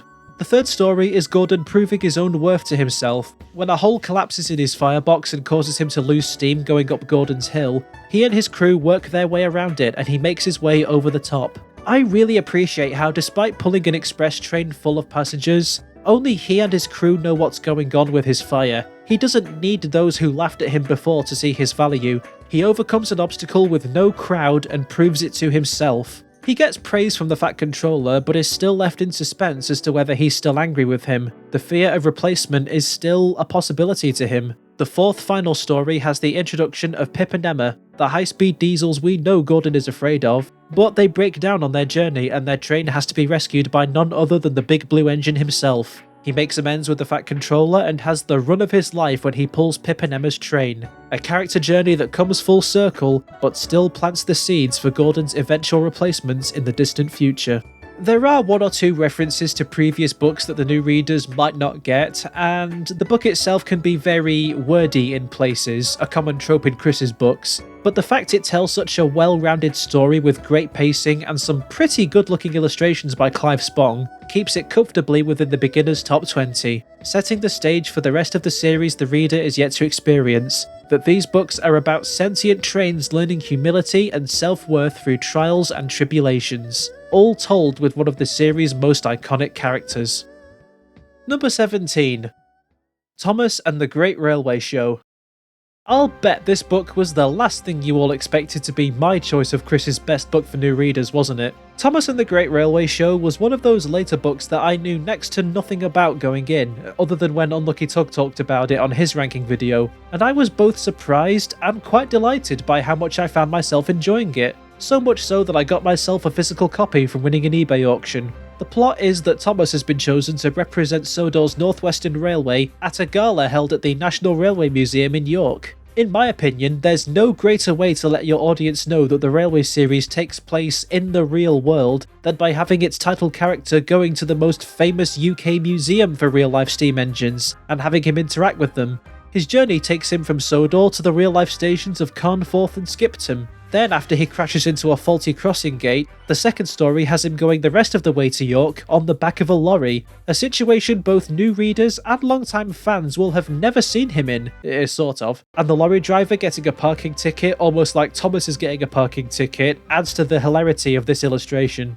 In the last two stories, when he finally gets to York, it may seem like the famous engines like Iron Duke or Mallard barely get to say anything, and a couple of others don't even have speaking roles. I actually appreciate that they limited the appearances of the museum's engines. If you want to advertise the National Railway Museum, you don't want to just show off everything you have, otherwise the reader almost has no reason to go. It's best to show a few engines side by side with Thomas that will make the reader go, "Oh wow, they look really cool, I'd love to see the others like them on display." Even then, Thomas has a good back and forth with one of their engines, Green Arrow. He's the everyman that Thomas feels he can connect with at a railway show where he probably feels like the odd one out. The final story is the two of them just pulling a rail tour train together, so it does feel like the book just decides to end. But none of the stories feel disconnected from each other in any way.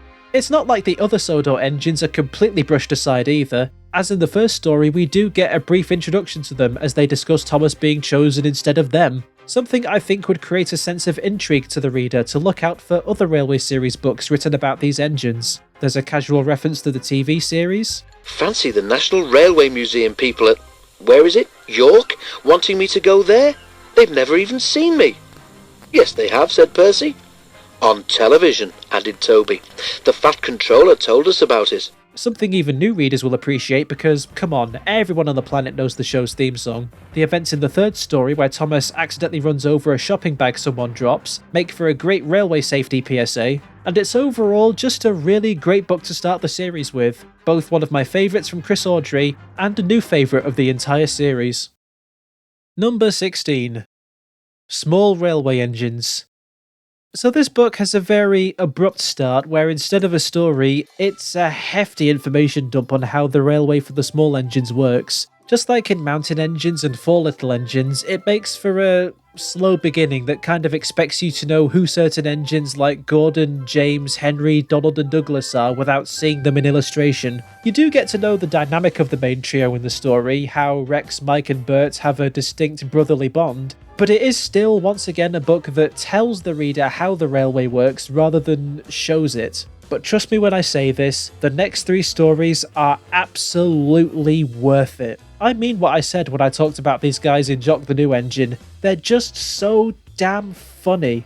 This is a railway of engines who take themselves 100% seriously, yet completely unseriously at the same time. Each of the 3 engines waking up one day, getting given a job and deciding to act like the most important engine on the island for different reasons. With Bert, it's his misunderstanding of when he gets splashed with mud by the fat clergyman, so when the same man rides in his cab, he splashes him back. Mike is in disbelief of how an engine like Duck could ruin his own whistle, so decides to overuse his whistle as much as he can for the rest of the day. Rex overhears Mike's troubles with sheep, and decides to swagger his way through hauling the first train of wool of the day just to show how easy it is. Neither win in their respective story, but there's always something positive or funny to come out of it. Bert gets in trouble for splashing the fat clergyman, but both he and the thin clergyman visit him in the shed, apologising for splashing him and help clean his boiler. Mike loses his whistle after getting angry at a cow, but his passengers have a fun time whistling for him at all the stops. See, even they don't take the railway too seriously.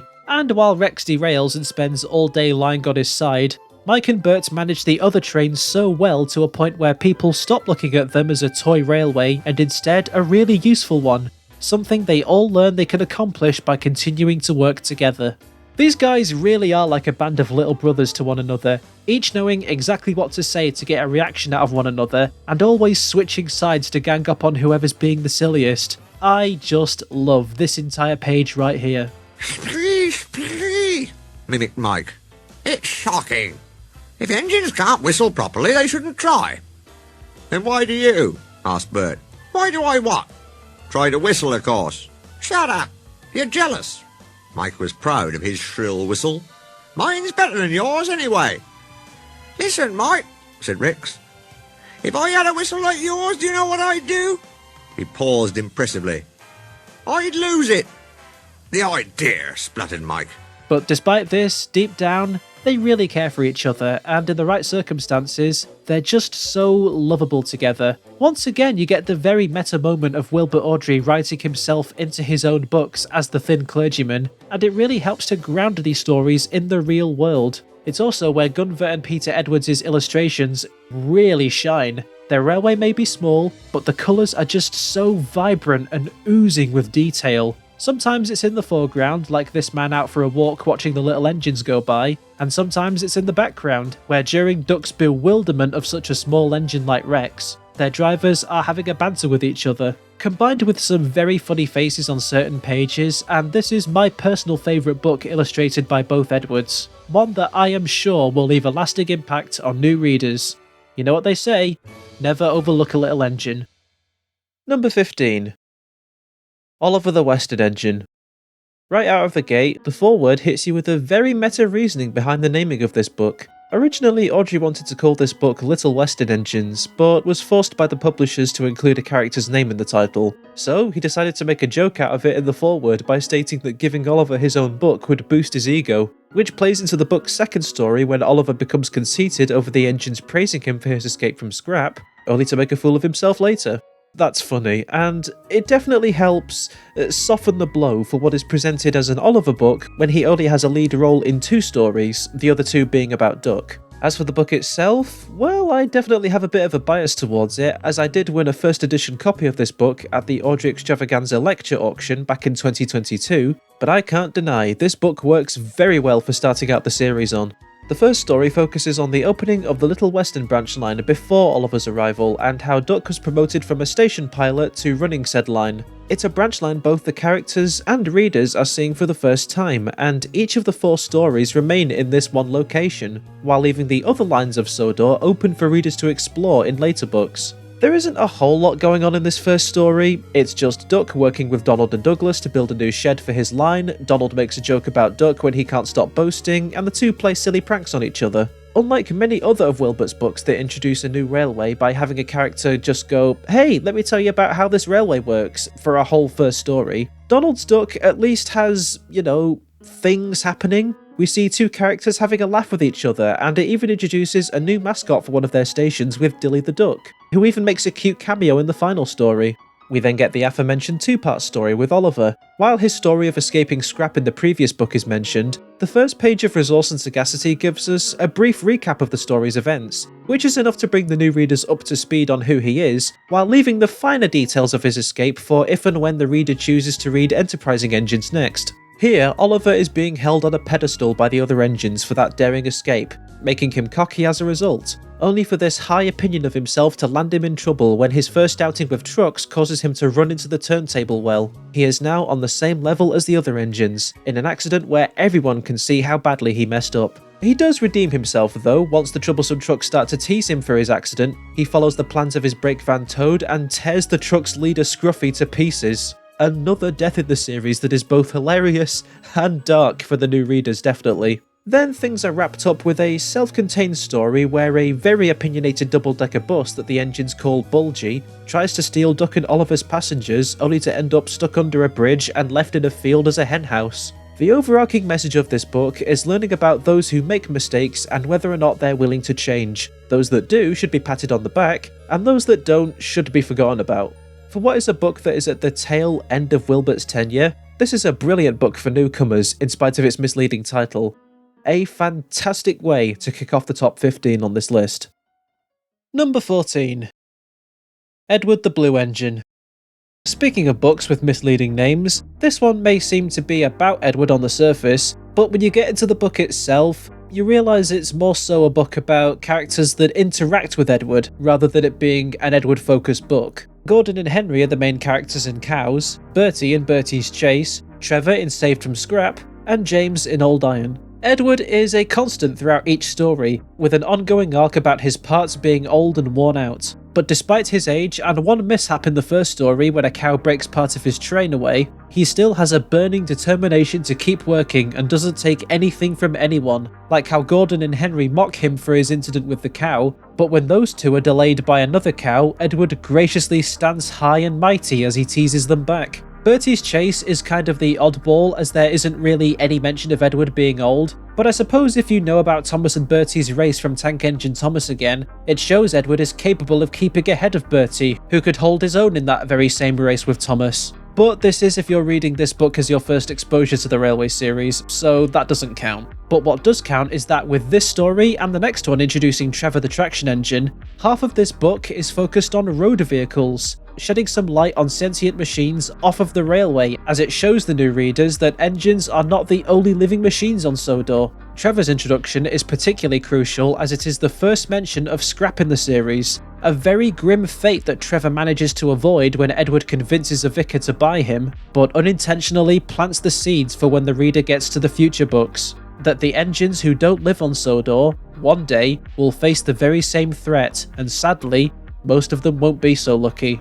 Trevor being called old-fashioned also ties into Edward being looked down upon for his age, so he no doubt sees himself in Trevor and therefore it's understandable why he'd want to save him. All of this leads into an action-packed finale with Old Iron, where Edward chases after a runaway James and both he and an inspector manage to slow him down before he or anyone else gets hurt. He may be wearing himself to bits in the process, but he still does it, causing both James and by extension others who doubted him to reconsider what they say about Edward. It's a wonderful moment when Edward returns to work after being mended, the reward he oh so deserves for all he has done in this book. Despite being more of a side character in these stories, Edward always comes out triumphant, and that's what makes it his book. A brilliant choice for starting out on. Number 13. Gallant Old Engine. Originally, I had this at number 10 on the list, largely because I have an unfair bias towards this book as well. It's the one I got signed by presenter Tim Dunn and Veronica Chambers, the daughter of Wilbert Awdry, when I attended the Awdry Extravaganza back in 2023. It's also my personal favourite Railway Series book, hence why I wanted to get it signed. But the more I thought about it, the less appropriate it felt to put it above the book I ended up swapping it with. So I think Gallant Old Engine is exactly where it needs to be, in the top 15, but not the top 10. I see it almost as a finale of the Skarloey Railway stories, keyword being almost because of Duke's book later, as each of the railway's engines are involved in some big event that happens in the story, and I just love how each event naturally leads into the next one. Rusty is sent to fix a track bed that is swept away in a torrent. The track is mended by the time winter rolls around, therefore when Peter Sam is the first engine to cross it, it leads him to the tunnel with a thick icicle that knocks off his already loose funnel, leading to his elation when the new funnel finally arrives and makes him stronger than ever before. Sir Handel uses this as an excuse to brag about his new sturdy wheels, saying they're just as important as Peter Sam's funnel, which is what leads Skarloey to encouraging Sir Handel to tackle George the Steamroller, with disastrous and hilarious consequences. Duncan becomes jealous of Peter Sam's funnel and Sir Handel's wheels, therefore when Nancy, the guard's daughter, doesn't have the time to polish him, it's the final straw, causing him to sulk all day and then stop in the middle of the viaduct, delaying his passengers and leaving them with a nasty attitude towards their railway. Therefore leading to Skarloey telling Duncan about the importance of passengers as he recalls when Rheneas saved the whole Skarloey Railway. It's Rheneas's finest moment as he is the one struggling through a jammed valve gear to pull his train, but it's also Skarloey's big moment in the book, as he is the one telling the story to hopefully make Duncan see sense, which he does, just in time for Rheneas's grand return to the railway. Every engine gets a moment in the spotlight and it all connects into one long story with an ongoing theme of never judging yourself or others by appearances, as those who see themselves as high and mightier than the rest, i.e. Sir Handel, George the Steamroller and Duncan, will always be brought down to reality, and how those who appear to be weak or silly looking, i.e. Peter Sam and Rheneas, are more special than we give them credit for. This book also works as an unintentional finale as it is the final book to be illustrated by John Kenny, and oh boy, what a high note to go out on. The railway has never felt so stunning to look at, and the engines are detailed enough to seem realistic, but cartoony enough to appeal to the younger crowd. In my humble opinion, Kenny was the best illustrator for the Railway series, and his best moments are the books with the narrow gauge engines, combined with the genius introduction of George the Steamroller being alongside the equally egotistical Sir Handel, Skarloey jumping between being the cheeky troublemaker starting off the chaos between those two, to then giving a very wise and stern talking to Duncan, and the severity of the situation Rheneas faces in the final story as he pulls his passengers through severe pain to a point where everything blurred. It is a fantastic book. It pains me to not have it in the top 10, but this is a list of the most beginner-friendly books, so I think being in the top 15 is more than a good enough compromise. Number 12. Tramway Engines. Like with Oliver the Western Engine, the existence of this book has a very meta joke behind it. The story goes that Wilbert wanted to end the books with Volume 25, Duke the Lost Engine, from which he would retire, but the publishers kept insisting he write one more book for the series and have it be focused on Thomas in some way, as he was the most marketable character. So Wilbert wrote his final contribution to the Railway series, Tramway Engines. And being Wilbert Awdry, he just couldn't help himself, and made up a joke about the book's existence in the foreword, saying that it was instead Thomas who insisted he wrote another book about his branch line. Brilliant. And honestly, for what is supposed to be an unplanned book, this is a surprisingly excellent jumping on point for the series, despite it being Wilbert's final book. The illustrations are especially striking, with Mr. and Mrs. Edwards both going out on a high note, particularly with Ghost Train. This is another book that takes place entirely on one line of the railway, with no cuts to any other characters on the main line or elsewhere, almost like the engines that do work on the other lines are not important to the readers yet, that they are characters we shall soon meet if and when we decide to keep reading the series. The first 3 stories are very slice-of-life silliness, with Percy getting covered in lime and pretending to be a ghost to scare Thomas, Percy later getting covered in treacle, which causes a bunch of hay blowing in the wind to stick to him, and newcomer Mavis getting stuck on a difficult part of the line when the rails are icy, blocking traffic in the process. All building up to the 4th story where things go from 0 to 100 pretty quickly, as Toby becomes a runaway train and runs onto a broken bridge, running like a tightrope over a dangerous river. Toby in general is such a great constant throughout this book, which fits the title. He is the only character who appears throughout all 4 stories, as the 2-part stories about Thomas and Percy and the 2-part introduction to Mavis do not cross over. We see that Toby picks no sides, as he first joins Percy's plan to scare Thomas, but then in the next story is laughing with Thomas at how ridiculous Percy looks covered in hay. Then in the stories that showcase Mavis, he gets frustrated with her bad management of trucks at the quarry, and only steps in to help her when he realises he'll get into trouble for leaving her to pull what are supposed to be his goods trains. Yet even after she unintentionally leads him to getting the fright of his life when the trucks push him onto the broken bridge, he is still willing to be Mavis's mentor so she can travel out of the quarry more often. Mavis is the one who has the character arc in this book, but by the end of it, the reader has truly gotten to know all the different sides of Toby. For a book that almost didn't exist and feels kinda weird to read first as it is the last written by Wilbert, simplicity sells, and that makes it a brilliant choice for beginners. Number 11. The 3 Railway Engines. Yep, the irony that I unintentionally put Wilbert's last book and first book right next to each other on the list is not lost on me. And I wanted to start with that jokey realisation because I feel like having this particular book be just shy of making the top 10 may stir up some controversy. Or not. I've no idea how this video will go down. This is where everything started, and the book had but one simple goal. It wasn't to give in-depth backstories of every single engine in the shed, not to consistently plan the layout of the island, ground the stories in the real world, prioritise certain characters because they were the most marketable, or introducing new engines for what feels like obligation. No. These were bedtime stories written by a father looking after his son who was ill in bed. Edward is our first main character as we follow him pulling his first passenger train in a long time. Then it's Gordon, who embarrasses himself by getting stuck on a hill and Edward has to help him. Next it's Henry, as he hides from the rain to avoid ruining his paint and so gets bricked up in the tunnel. Then in the 4th and final story, all 3 engines come together as Gordon breaks down pulling the express, and so Edward works with Henry after he's let out of the tunnel, and together they get the train home. It's a good introduction to the 3 main engines the book is named after, who will stick around until the very end of the series, with each story having a simple but effective message. When you least expect it, a chance to be happy will come. There are those who won't thank you for aiding them in their struggles, but you should be kind and help anyway. Don't pursue a life of only looking after yourself, otherwise those closest to you will abandon you in your dark cave. And only when you are truly sorry for the mistakes you've made, you will be given a chance to redeem yourself.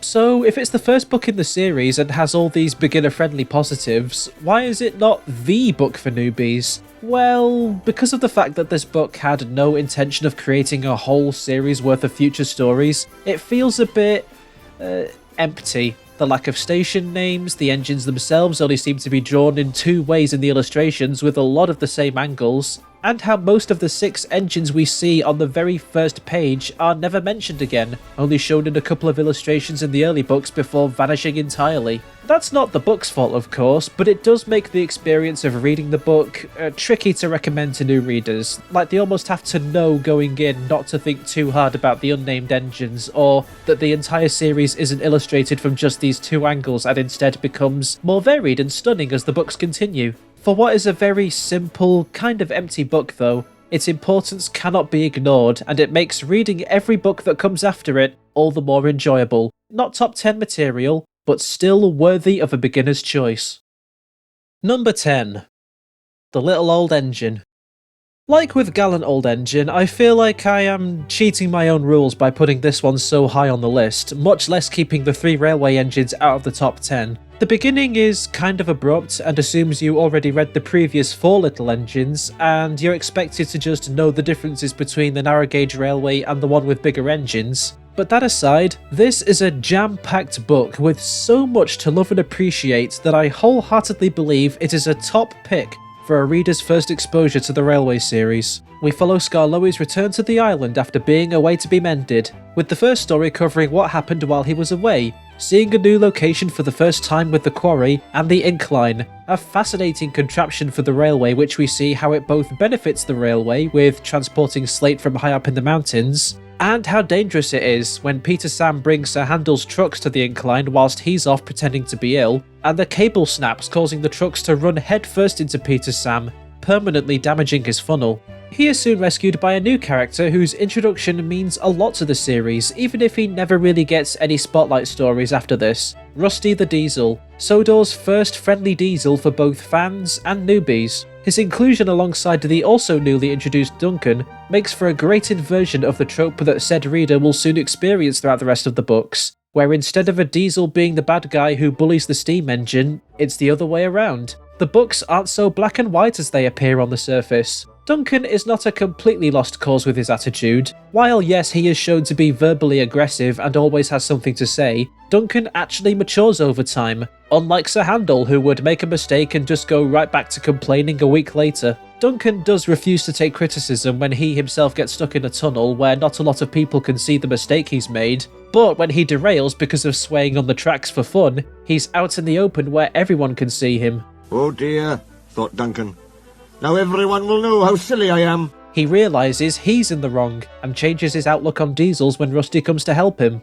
There's also a very subtle use of setup and payoff with the open-top coaches. In the second story, Skarloey returns to the railway, and Peter Sam talks to him about the new coaches brought onto their line. Special coaches that have seats but no roofs. This could have just been a harmless banter between the two, talking about what their rolling stock looks like, but the open-top coaches come into play in the final story, when the BBC build platforms on top of them to use their cameras for their TV train. And yes, it is the BBC, because despite not being named, you can just about see the BBC logo on the side of the cameras. I also really love that it's Peter Sam who gets to pull this special train. He started the book feeling at his absolute lowest after his accident, but ends the book at his highest with the TV train. It's so sweet. As we end on Skarloey's reveal to the TV crew that while he was away in England, he met his twin, the real-life Taliclin, on the railway of the same name, wishing everyone to go and see him.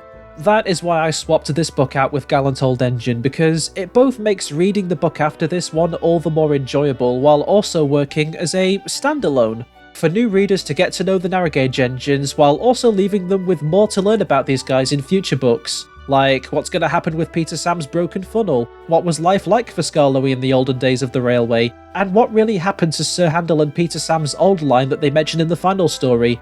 Overall, a fantastic book for the series, and all the more greater as a choice for new readers. Number 9. Tank Engine Thomas Again. If I had a penny for every unimaginative title of a railway series book focused on Thomas, I'd have 2 pennies, which doesn't sound like, yeah, you know where this goes. This is very much a Things Happened on Thomas's branch line book, where the stories aren't really connected. Some of the illustration issues with scaling and the strange faces common to Dolby's work on the series are front and centre, though not as much. If anything, this book showed he had some sticking power after his first attempt with James the Red Engine. The greens and blues really pop out, the colours in general are just so vibrant, and it gives the book a very cosy feel to it. That's the one word I would use to describe Tank Engine Thomas again. Cozy. It's all very slice of life, with the first story about him leaving his guard behind. Hey, look at that, they're advertising the previous book within itself, another point in favour. The second story about him getting water from a nearby river and accidentally getting fish stuck in his water tank. The third about him getting stuck in the snow before being rescued by a tractor named Terence. And the final one where he races a bus named Bertie. All very simple stories that no doubt make you wonder why it's a better beginner's choice than so many other books about Thomas's branch line. For me, it's a couple of reasons. Like what the Unlucky Tug stated in his ranking video when talking about this book, it's cute looking back on this one compared to every book after it that would bring new characters to work on Thomas's branch line, before Percy, Toby, Daisy, Mavis, and to a lesser extent Wilbert. These are 4 stories focused on when Thomas was the only engine on this branch line. But what is also worth noting is the history behind the final story, Thomas and Bertie. Famously, when Wilbert Awdry read this story to his children Christopher, Hilary and Veronica, they deemed the race between Thomas and Bertie to be unfair. So, Wilbert drew up a map of the branch line to show that both characters had the same obstacles to overcome, and so the children believed the race was fair. Even if the new reader doesn't know this trivia going into this book, it makes Tank Engine Thomas again that much more significant to the series because this is where the map of Sodor began. All of the lore and world building soon to follow throughout the entirety of the Railway series and the Big Old Island of Sodor history book, it all began here. From Tank Engine Thomas again onward, everything introduced is to be mapped out, which makes starting from this very cozy slice of life book all the more special. Number 8. Henry the Green Engine. Oh look, the book about my favourite character is in the top 10, whoever would have guessed. For the 1 or 2 of you who don't know, Henry's story arc means so much to me personally. Him not being able to function the same way as others and being perceived as lazy really struck a chord with me in ways I never fully understood until I was an adult. If it wasn't for this story, I wouldn't have made that Henry video back in 2021 that encouraged me to look towards making my channel more Thomas content focused in the first place. It's a hard hitter to me, one that I see having a huge impact on those who read it for the first time. You see Henry at his weakest and most miserable, unable to steam properly because of his smaller firebox. When he's given a chance with special Welsh coal, you feel so happy for him, seeing him pull trains just as good, if not better, than those who doubted him, only to see him have a devastating crash that wasn't his fault with the flying kipper, that leads the Fat Controller to send him to be given a new engine shape that he's had ever since, no longer needing the Welsh coal. Henry proved he's determined enough to work through his own disabilities, and the Fat Controller saw that in him. He's an engine that doesn't let characters like Gordon insulting him or stupid boys dropping stones on him bring him down, because they each learn humility in their own way. Oh yeah, there's also a random story about Percy crashing into a luggage trolley, which kind of makes the book a bit unfocused. At first I thought it was like Percy's Porridge and Wilbert the Forest Engine, where it was a creative writing exercise by school children, but no. It's just a random Percy story based on another story from The Trains We Love by C. Hamilton Ellis, which he based on real events. I guess that makes the book special, as it is the only one to have 5 stories instead of the traditional 4, but why? Speaking of what makes this book unique, while Tank Engine Thomas again was the first instance of map layouts of Sodor, it's this book where Sodor is solidified as a real place and has references to real world things. The aforementioned special coal being from Wales, Henry being sent away to Crewe for his new shape, and even more references to the book series within its own illustrations, of which the 6 main engines are illustrated with their own numbers for the very first time when it used to be just Thomas, and it's also the last time we see the unnamed engines working in the background before they disappear forever, so the reader won't be confused moving forward. Another one of my favourites for sure, and a fantastic jumping on point for the Railway series. Number 7. 8 Famous Engines. If you're looking for a Railway series volume that has the biggest implication to these stories taking place in the real world, then look no further than this book.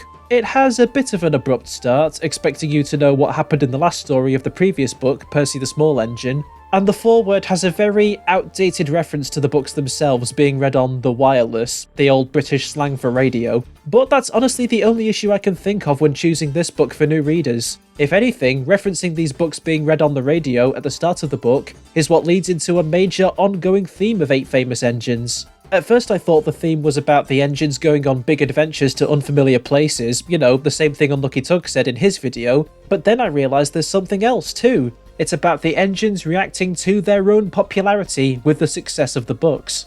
Percy brags to some engines from the mainland about his adventures in his own book, which those mainline engines would be aware of, having no doubt heard it from their crews and passengers about them. This crowd of excited engines gives Percy a big head, and he thinks he's capable of running past a danger sign on the quay, leading to him falling into the ocean and seeing sense. Gordon travels to London in hopes of proving to Duck and a visiting mainland engine that the main station is called King's Cross, not Euston or Paddington like the other two believe. While he draws in a huge crowd of people who also no doubt recognise him from his own book, he is disappointed when the station he goes to is called St Pancras, thinking they changed the name, and is just completely unaware that all 4 stations are completely different. James gets to take the express and draws in a crowd from, you guessed it, people who would recognise him from his own book. But his gloating is cut short when he's forced to rescue Toby broken down on the mainland and pull the express at the same time, leading to him getting embarrassed at the next station. Some little boys ran along the platform. "Coo!" said one.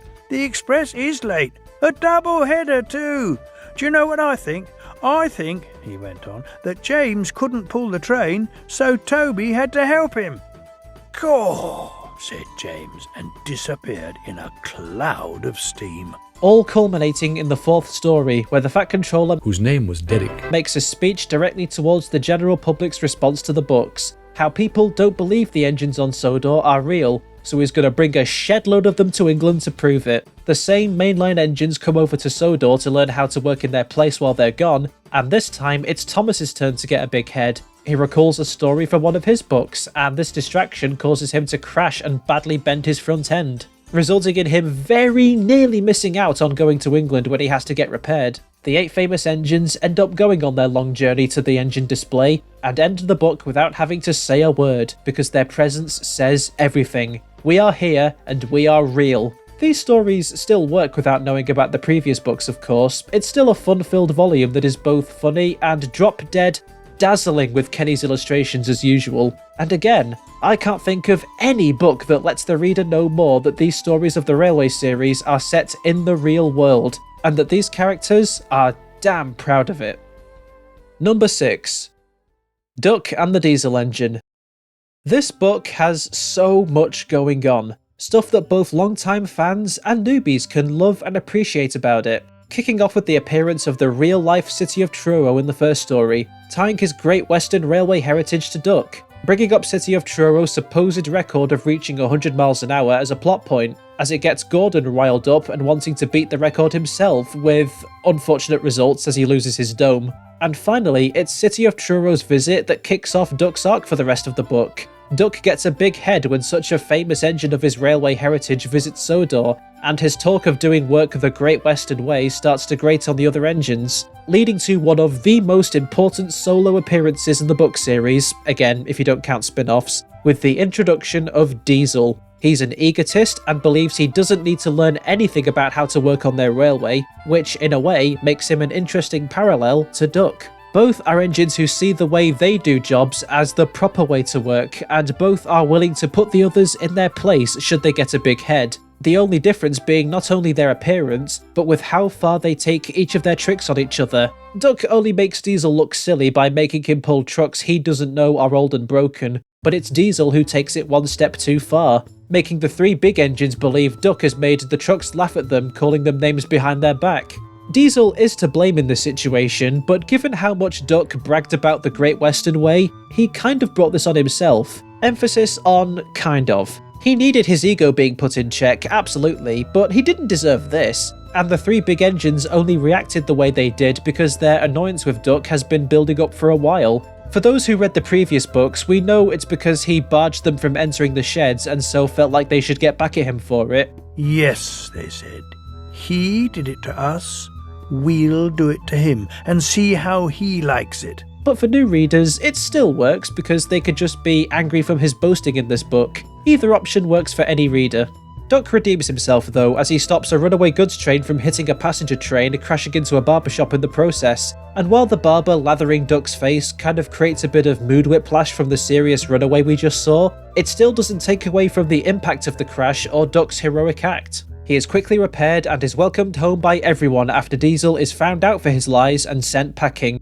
The fact we never see Diesel's departure is very impactful, not just because he bragged about being revolutionary only to be sent away with no fanfare or recognition whatsoever, but because the last illustration we see of Diesel in this book is him smirking in the shed as Duck is sent away in the third story. We never see Diesel leave this shed, almost like as though despite being said to have left, he's still out there, lurking in the darkness.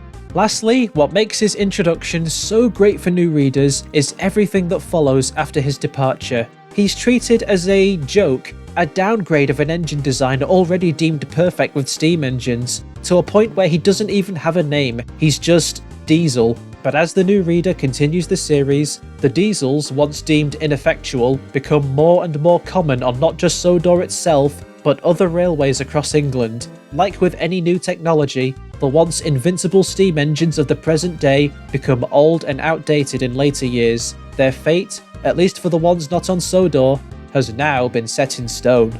I just love the illustration that they chose for the book's cover. It says so much without anyone speaking a word. Diesel is the newer technology, looking smug and hiding Duck from view as if to say, "Look at me, I'm revolutionary." Duck, who represents the rest of steam engines, looks at him with a smile as if he knows who he really is. A delusionist who thinks he can compare to steam engines who've been in service for years and will continue to do so forever. But it is only these two men in the bottom left corner shoveling, coal?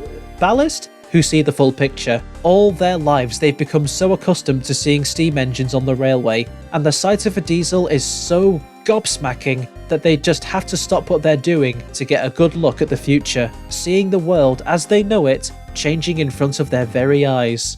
All of that is what makes Duck and the Diesel Engine, for both fans and new readers, a fun, impactful, and heavily jam-packed book. Number 5. Branchline engines.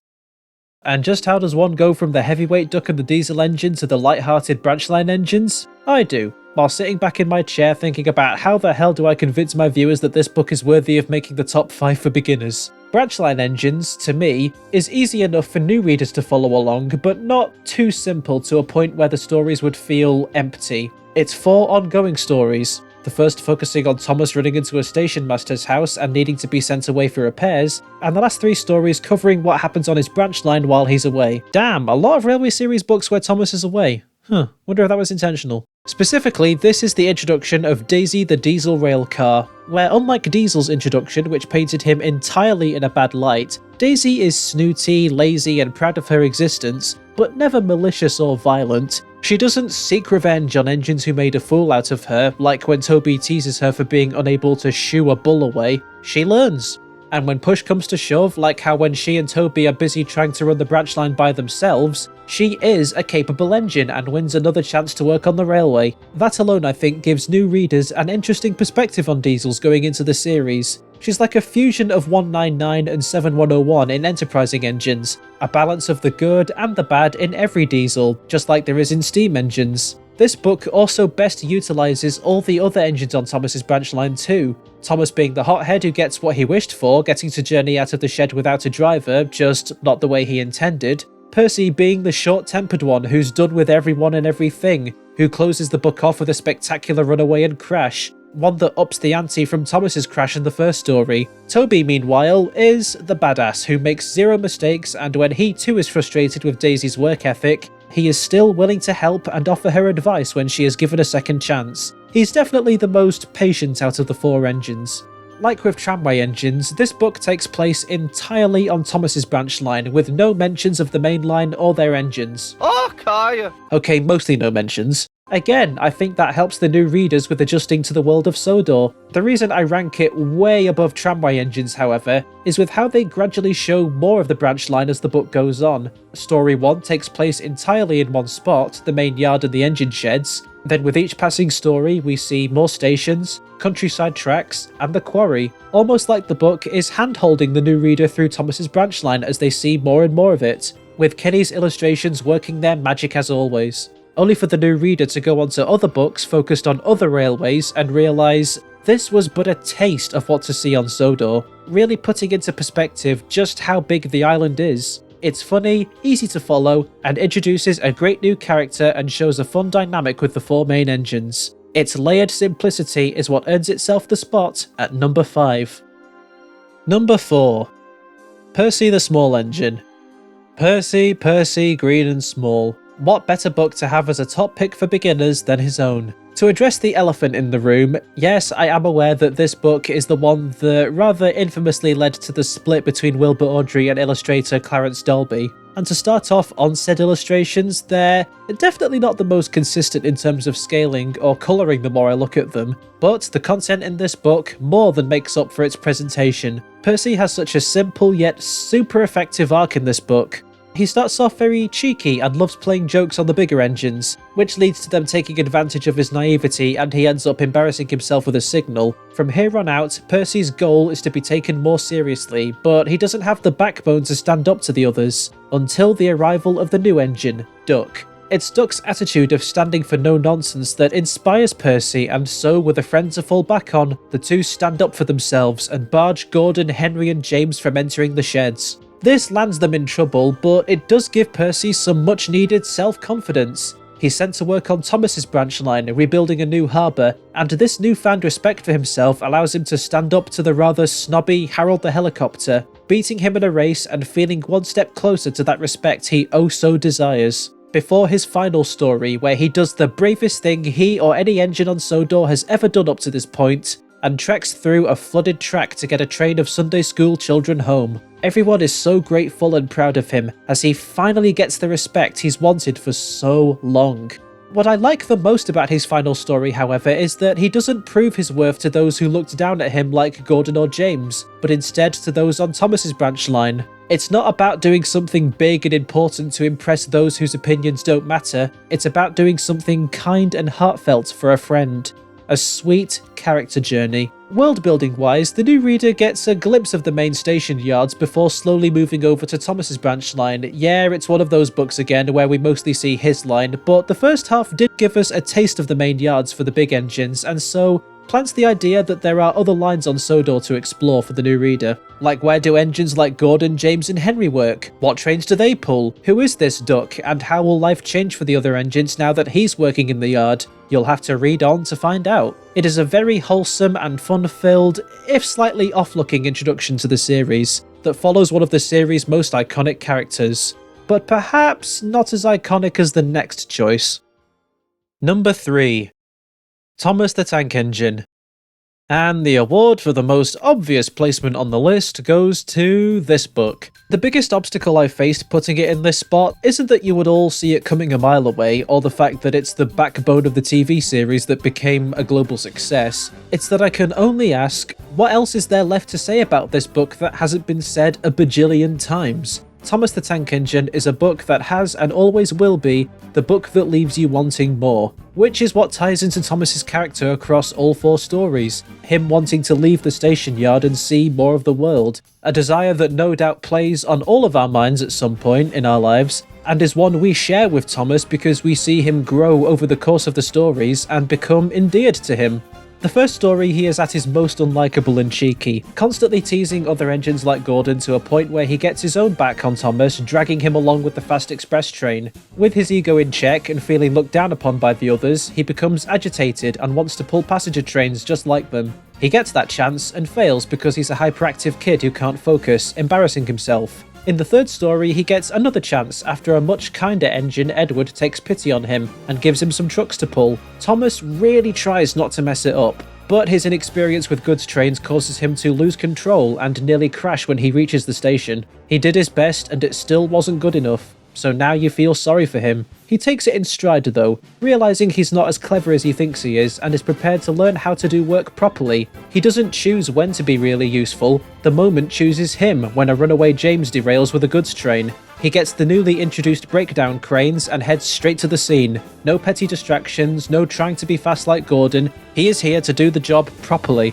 So when James is rescued and Thomas brings him back to the yard, he finally gets the freedom and responsibility he's worked so hard to earn. A branch line of his very own with 2 coaches. From zero to hero, this growth not only endears the new reader to him as a character, but they start to share his want to see the rest of the world that Sodor has to offer. What does Thomas's branch line look like? We saw parts of the main line like Gordon's Hill and Henry's Tunnel and all these different stations, but what else is there on the line? What will happen to that engine James after he's mended? What's making Henry so ill? Who are these engines like Edward and Gordon? What kind of stories do they have to tell? All these questions leave you so giddy with curiosity thanks to one very special book that works just as great both as a standalone story and as an introduction to a bigger world of talking steam engines. And yes, I did use the Reginald Payne illustrations for this segment rather than the corrections by Dolby because they are honestly what I prefer. It is the most overused and over-referenced book of the series for a reason.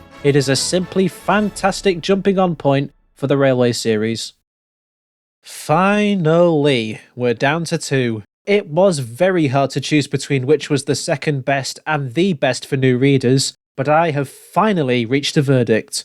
The number 2 best Railway series book for beginners is Toby the Tram Engine.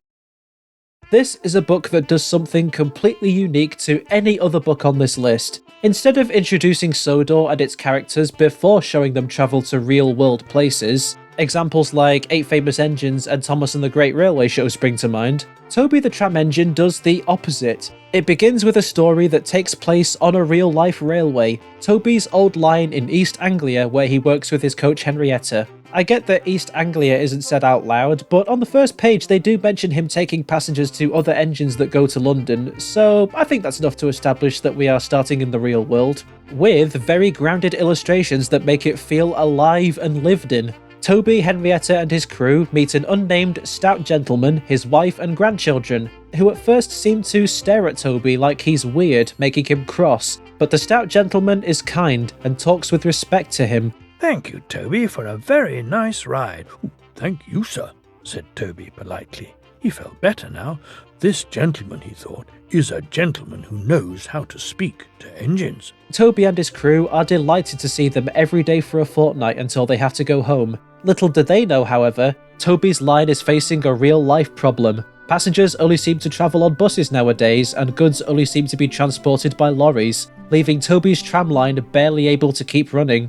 Things get so bad that the line is closed down, and while the passengers come in crowds to see him on his last day, the way they joke and sing tells Toby that they are here to travel on his line one more time as a novelty, more so than to give him a heartfelt goodbye. You feel so bad for Toby. The last passenger left the station, and Toby puffed slowly to his shed. "Nobody wants me," he thought, and went unhappily to sleep. So, when he's suddenly woken the next morning by his crew dancing and waving a letter from the stout gentleman, that is just too big of a cliffhanger to pass on, and you as a reader feel the encouragement to keep going. Now we get to see Sodor, as with Story 2, we see the events that led to Toby's arrival on the Fat Controller's railway. I love how subtle the story Thomas and Trouble is with explaining why Toby was brought here in the first place. Thomas is stopped by a grumpy policeman, shouting at him and his crew about running on rails that run on public roads without covering his wheels. The more he talks about cow catchers and side plates, the same thing Toby is said to have, and when the Fat Controller gets involved, which could be another name for a stout gentleman, it slowly starts to sink in. It was the Fat Controller who met Toby while he was on holiday, and so now he knows the perfect engine to help with taking trucks to the quarry on Thomas's branch line. A real railway safety practice reason for Toby to join this fictional railway. The next 2 stories are kind of unrelated to each other, but both are there to show Toby, and to a lesser extent Henrietta, adjusting to life on Sodor, and showcase the rest of the railway itself. James's runaway train is a result of thinking too much about arguing with Toby, but his goods train journey tells us more about the landmarks of this main line, like the viaduct and mentioning Gordon's Hill. The story kills 2 birds with 1 stone. It tells an engaging story of a cocky, unlikable character showing off about his looks, and then paying the price later when he crashes and ruins his appearance, while also showing other parts of the railway Toby would never usually see, having been confined to Thomas's branch line. The world doesn't revolve around this one part of the railway. There's more places to see and engines to meet. The last story is where everything comes together in a nice little bow. While it is more of a Thomas story, as it is he who is saved by Mrs. Kindly as she warns him about a landslide ahead, it's both Thomas and Toby who come to visit her on Christmas Day with their crews and the Fat Controller to thank her for her heroic act. And if you stop and think about it, Mrs. Kindly's story isn't really that different to Toby's at the start of this book. Someone old and living on their own on an isolated part of the world helps and/or brings joy to those who respect and care for them, as those very same people go above and beyond to give them that same support in return. In Mrs. Kindly's case, she gets sent to Bournemouth to get better after being bedridden for several days. Almost like the book starts and ends with the same moral message. No matter how bleak things may seem, if you keep being true to yourself, someone will stumble into your life who will give that same kindness back. For Toby, it means in the world of changing technology that leaves steam engines like him behind, there will always be a place for him and other engines soon to follow on Sodor. A simple book that says so much to entice the new reader to keep going with likeable characters and an ever-expanding world of a railway full of talking trains. What a fantastic volume for beginners. The honour of being the #1 Railway Series book for beginners goes to none other than Thomas and the Hurricane. Nah, I'm just messing with you. Gordon the Big Engine. After going through all 42 books for this list, I firmly believe that it is this book that contains everything you need to become a fan of the Railway series, and by extension, Thomas and Friends. Its characters, from those that change in this book or don't change at all but are yet to change over the course of the series, the tone that is very kid-friendly and light-hearted but mature enough to get adults invested, and of course, the 4-part story this book tells. The beginning is slightly abrupt, mentioning stories that the reader hasn't read yet when Gordon is reminded of his past accidents. Me, who's never had an accident. Aren't jammed whistles and burst safety valves accidents? But it still gets the point across that Gordon is an arsehole who has gotten away with bad behaviour before, only for him to do the silliest thing he's ever done and run off a turntable just to avoid taking a goods train, getting himself into so much trouble that he has his express train taken away from him by the Fat Controller and made to pull goods trains from here on out. For an engine who saw himself higher and mightier than any engine on Sodor, he ends the first story as the lowest. After taking place entirely in the main yards, the next 3 stories do one of 2 things, and the first is showing off more of the landmarks of the railway. Gordon's Hill, the station, and mine shafts are part of Thomas's branch line, the main engine sheds and huge terminus stations where the big engines begin their long passenger journeys. The second thing each story does is showcase characters who start off feeling more important than Gordon while he's in disgrace, but each face their own karma as a result of their bragging. James slips on the leaves covering Gordon's Hill and needs help taking the express over it. Thomas chances going past a danger sign and falls into a mine shaft, having his branch line taken away from him as punishment. And Henry gets a tin of paint dropped on him and is deemed unsuitable for pulling the royal train. Nobody is incapable of making mistakes or embarrassing themselves. We are all on equal footing. Thomas and Gordon, after forming an alliance as a result of both being in disgrace, speak on each other's behalf to the Fat Controller. At that point in the book, he lifts their punishments and Gordon is chosen to pull the royal train, one that brings Her Majesty Queen Elizabeth II herself to Sodor. A very grand, real-world connection for sure, and Gordon's growth over the course of this book makes this moment hit hard with its overall message. The message being, you are not invincible. You are not more important than others in your life simply because of your skills or strength. You are replaceable. If you refuse to accept that, one day the universe will remind you, and you'll be forced to come to terms with that, quite possibly at your lowest moment. But, in moments of failure, comes redemption, chances to better yourself and help those around you, who will learn life lessons themselves similar to yours. It's not the position you hold yourself in that makes you special, it's about taking care of others. Only through hard work while being strong enough to be gentle, kind and helpful will you truly gain the respect and rewards you desire. From your lowest low, you will climb that ladder and reach that highest high.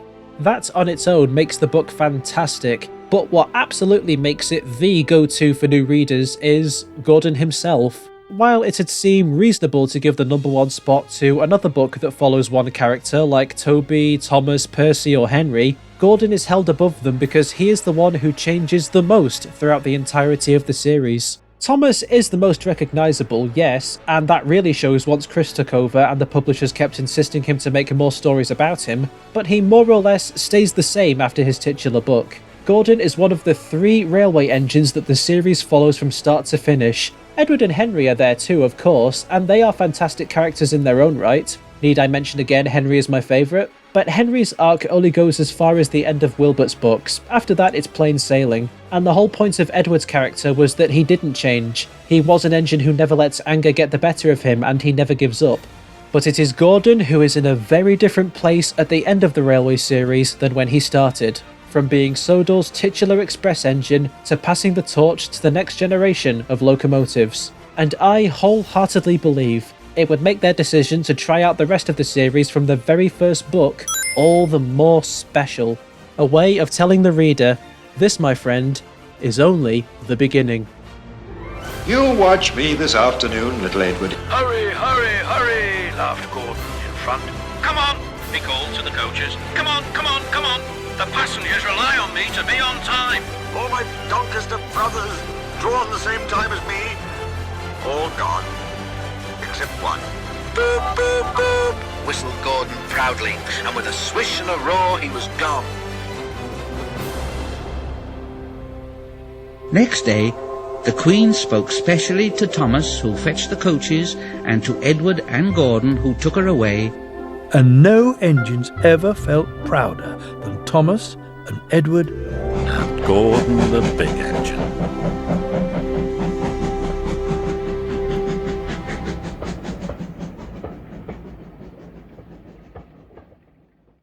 Hey, so it is currently just before midnight. Part of the video is exporting in the background, and originally I had like a long written conclusion to this, but then I figured it's better to go off the cuff, as it were. But yeah, thank you very much for listening to me talk about the Railway series for about 2 hours. Considering the length of the video itself, the amount of time I've spent looking at the Railway series and the months that you guys have waited for this video to mark the occasion of the 80th anniversary, I really hope that this video was worth your time. I really do. And big thank you to Play Don't Pause for that small edit at the end that you saw with that one Gordon illustration. He's doing a bunch of those edits for his upcoming basis video. Looking forward to seeing that when it's done. Also, big thank you to Sam, the Angel Fox, for lending me a bunch of Railway series narration recordings when I'd already edited a vast majority of the video, but they came in very handy for that montage that you just saw at the end of Gordon. So yeah, big thank you to you guys on that. Big thank you to Unlucky Tug for the folder of the extremely high quality Railway series illustrations from Wilbert's books. These definitely came in very handy for making this video, making it look the most crisp it can be with Wilbert Awdry's books. And yeah, I hope that this video was worth your time, guys. If you do feel like you want to find one of these Railway series books to recommend to your friends, or just out of your own curiosity, Wilbert's books are easy to find online, either sold individually or as part of compilations, like big collection books.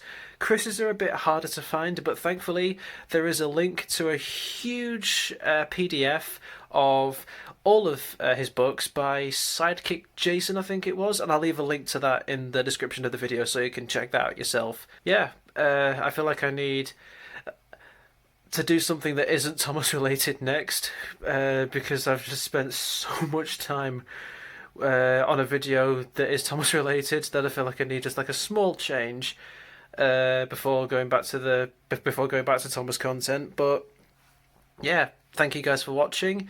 Happy 80th anniversary to the Railway series. Have a good morning, afternoon, evening, whatever time you're watching this, and I'll see you in a bit.